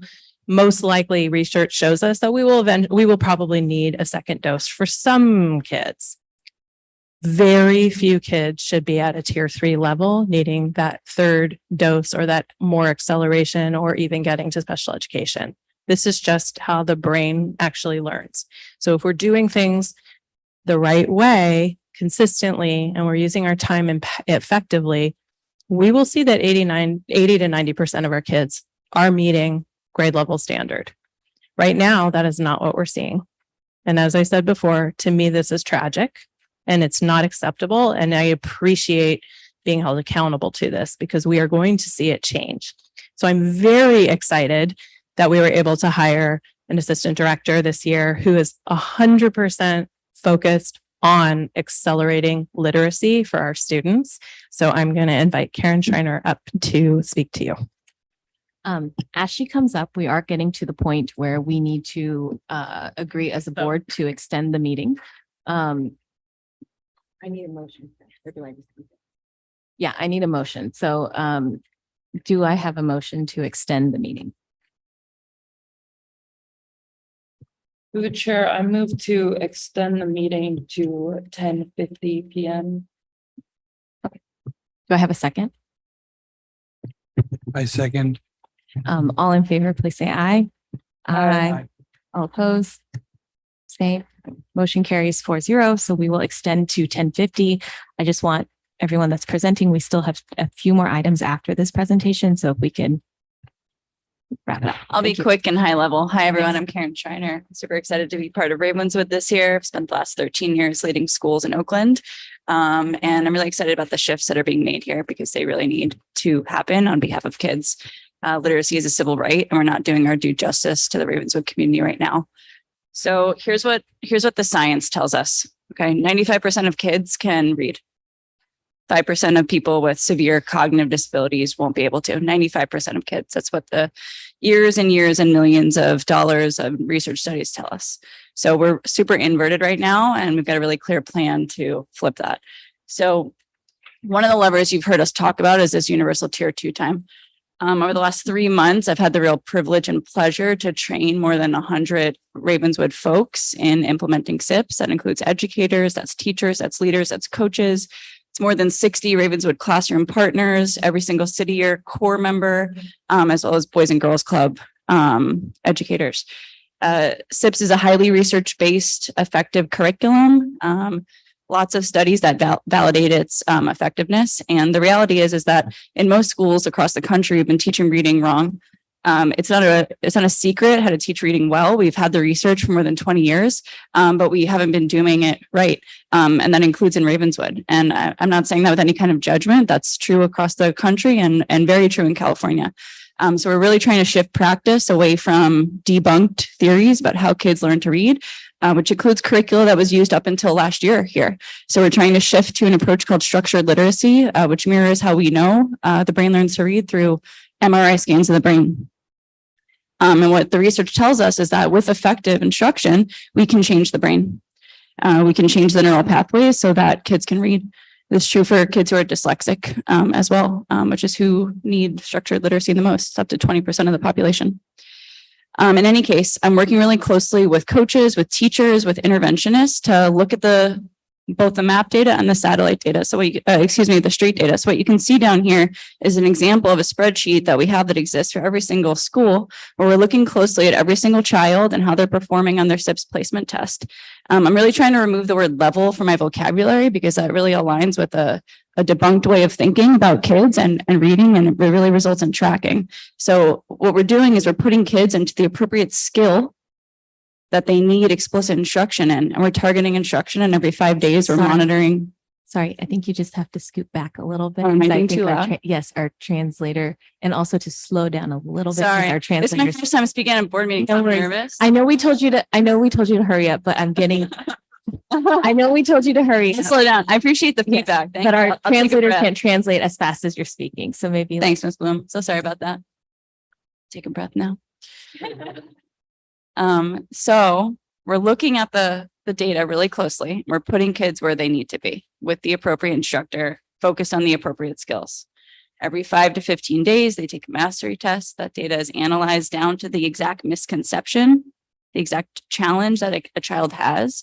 And teachers are reteaching into that data. So this is what we know about strong instruction. None of this is rocket science. We know what works. We just need to do it.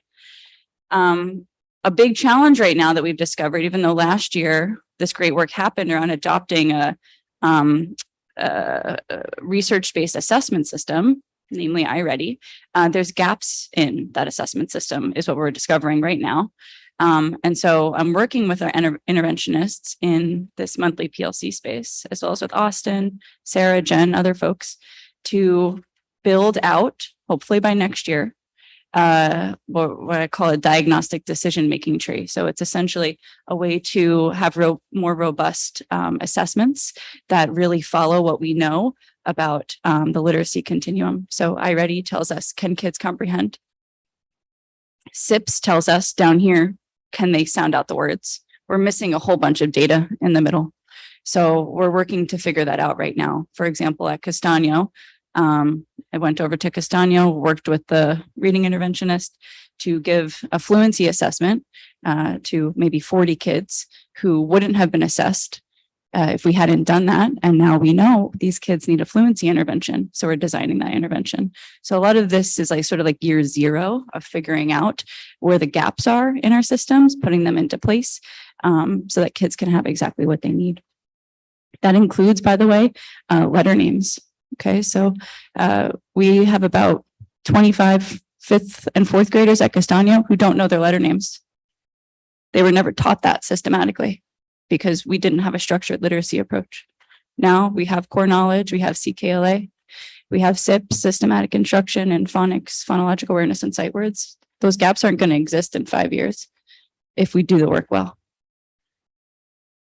I'm going to pause there because you said to be high level, and then I talked really fast and probably didn't make a lot of sense. So I'll see what questions you guys have, and then I'm happy to talk more.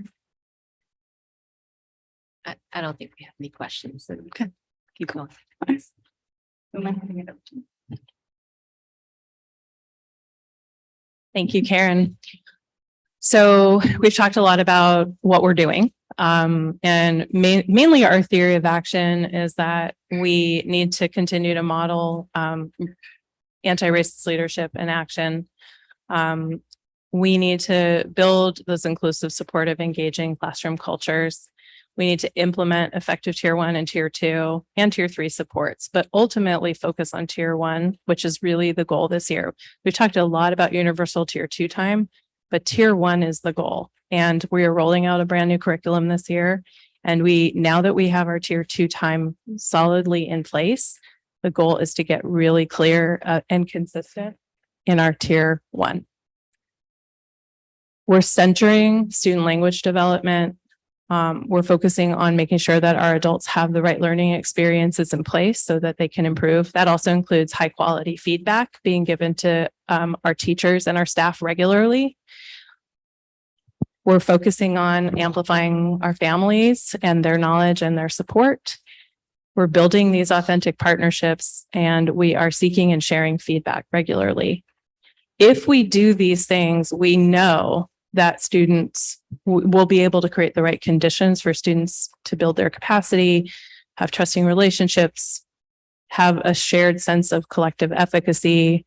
We'll have data-driven inquiry driving the work, and we will have culturally and linguistically responsive instruction. And we need to ground everything in that with having a solid instructional core and with a data-driven mindset. Thank you. Thank you. Yes. Through the chair, I just have a request for the next vital sign or whenever it's available. Since we're in year 2 of iReady data, is there a way to put the years side by side for the whole school and in each time period? So that we can compare school's progress that way.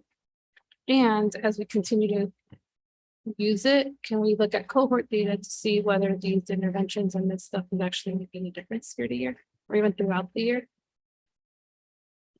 Yes. I would also just say for next time, I would like to see like goals that these teams have created and how we're moving towards those goals or away. Yeah, through the chair, that was a very long presentation. I think it's important to remember that when you're presenting to a board, you're presenting the information, but the board needs to have a robust conversation, walking through certain aspects of it. And we did have that towards the beginning half, but towards the second half, it was really long. Like, I believe when we have conversations that are this long, it should be a study session. So that's a specific topic because we still have other things that we need to discuss tonight. But it was good to hear from the principals tonight. I would like to see what Vice President Nunes and President Bloom talked about. There was a lot of great points that were made on the board, and then I do have additional questions and comments, but I will funnel that in through the superintendent. Thank you. Thank you. For one takeaway for me, regarding the data points, I know you have a lot of percentages, but maybe we could put like percentages and then maybe in parentheses, like the number of what represents that like percentage, if that makes sense. Because like for me, when I was going through it last night, I was like, okay, well, if like 220 students took it and then 66% were, below par, then I had to like manually do the percentage of what was that total sum, just because I don't know, that's just the way I like to interpret it. Mhm. Have both those options. Yeah. Thank you. Very good notes. Thank you. Thank you. Thank you all for the presentations. And I know our principals are no longer here, but I just want to say thank you for the presentation. And, I know that the first presentation is always really hefty because the first and last is always really hefty because we're setting it up and then we have to also end it. So I know if we can think about it from a very concrete, constructive way, I think that the next one can definitely be less long. And so, yeah, I think that as we continue to do this, that it'll be a little bit faster. Yeah. Okay. But thank you very much for all of the work all of you guys have done to prepare the data, to be at the schools, to be walking through, for the principals to be doing that with their staff daily. But thank you. Thank you. All right. Okay, so I'm going to move on. I see no questions from the public regarding this presentation. So I'm going to move on to item number 9, which is the direction for initial Los Robles Ronald McNair design. Dr. Eager, excuse me. I'm moving on to presentation by Dr. Eager. Good evening. I'll try to keep this to less than 45 minutes or so. I'm just kidding. Just kidding. I think this is actually going to be a really, really quick update. We over the last 3 months or so, we've been working on an upgraded design for Los Robles. Unlike Bellhaven or CCRMS, this is a really simple design. And we'll pull it up real quick. But really what we're doing is we're just modernizing all of the classrooms around Los Robles, which is just sort of I forget the specific number, 6 on the northern half, 6 on the southern half.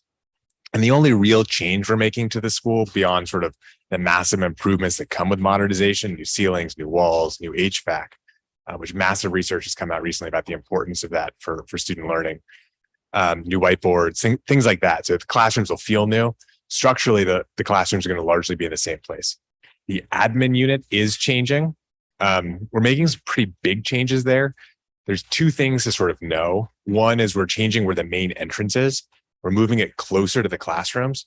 The reason for that is right now, if you come in midday to Los Robles, you come into the reception area, and then you go down this kind of weird hallway. And our goal is we just want you to come in and go right into the courtyard once you've been seen by an adult and we sort of buzzed you in. That frees up that hallway space for us to repurpose. And so we're able to use the 2,000 square feet or so in that building a little bit more efficiently. I'm going to click through the slides, but I'll just stop for questions. I know we're sort of pulling them up in a second. Oh, there we go. As I said, we're just focusing for now on the main buildings here, the courtyard. We're not doing, obviously, the new classrooms, the new playground, the new basketball courts, the new bathrooms. And most importantly, we're not doing the new NPR. The main place is getting sort of change is again, this admin space. You can see the new entrance here, cutting into the school this way, as opposed to coming in here and going in this way. With that, I will conclude my presentation. So you are looking from us, direction for approving this design? I think it's just continuing to move forward with the design. So I should highlight,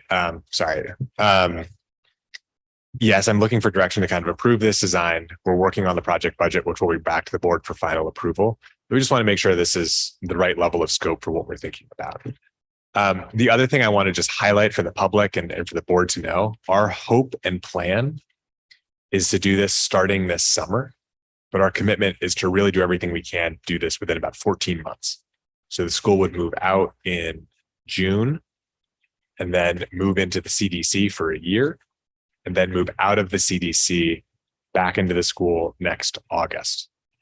So 1 year of construction as opposed to 2 for Belhaven and 2 or 3 for CCRMS.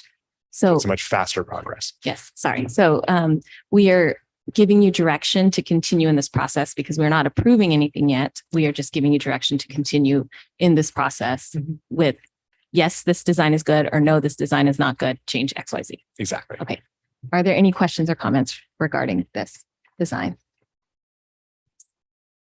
Just, are we the last people you show this to? Like, has like already, like, have they, because the principals and the teachers given feedback on this, and would they want more space? Can we make it 2 square? Like, how much space do they want or need, and would this suffice?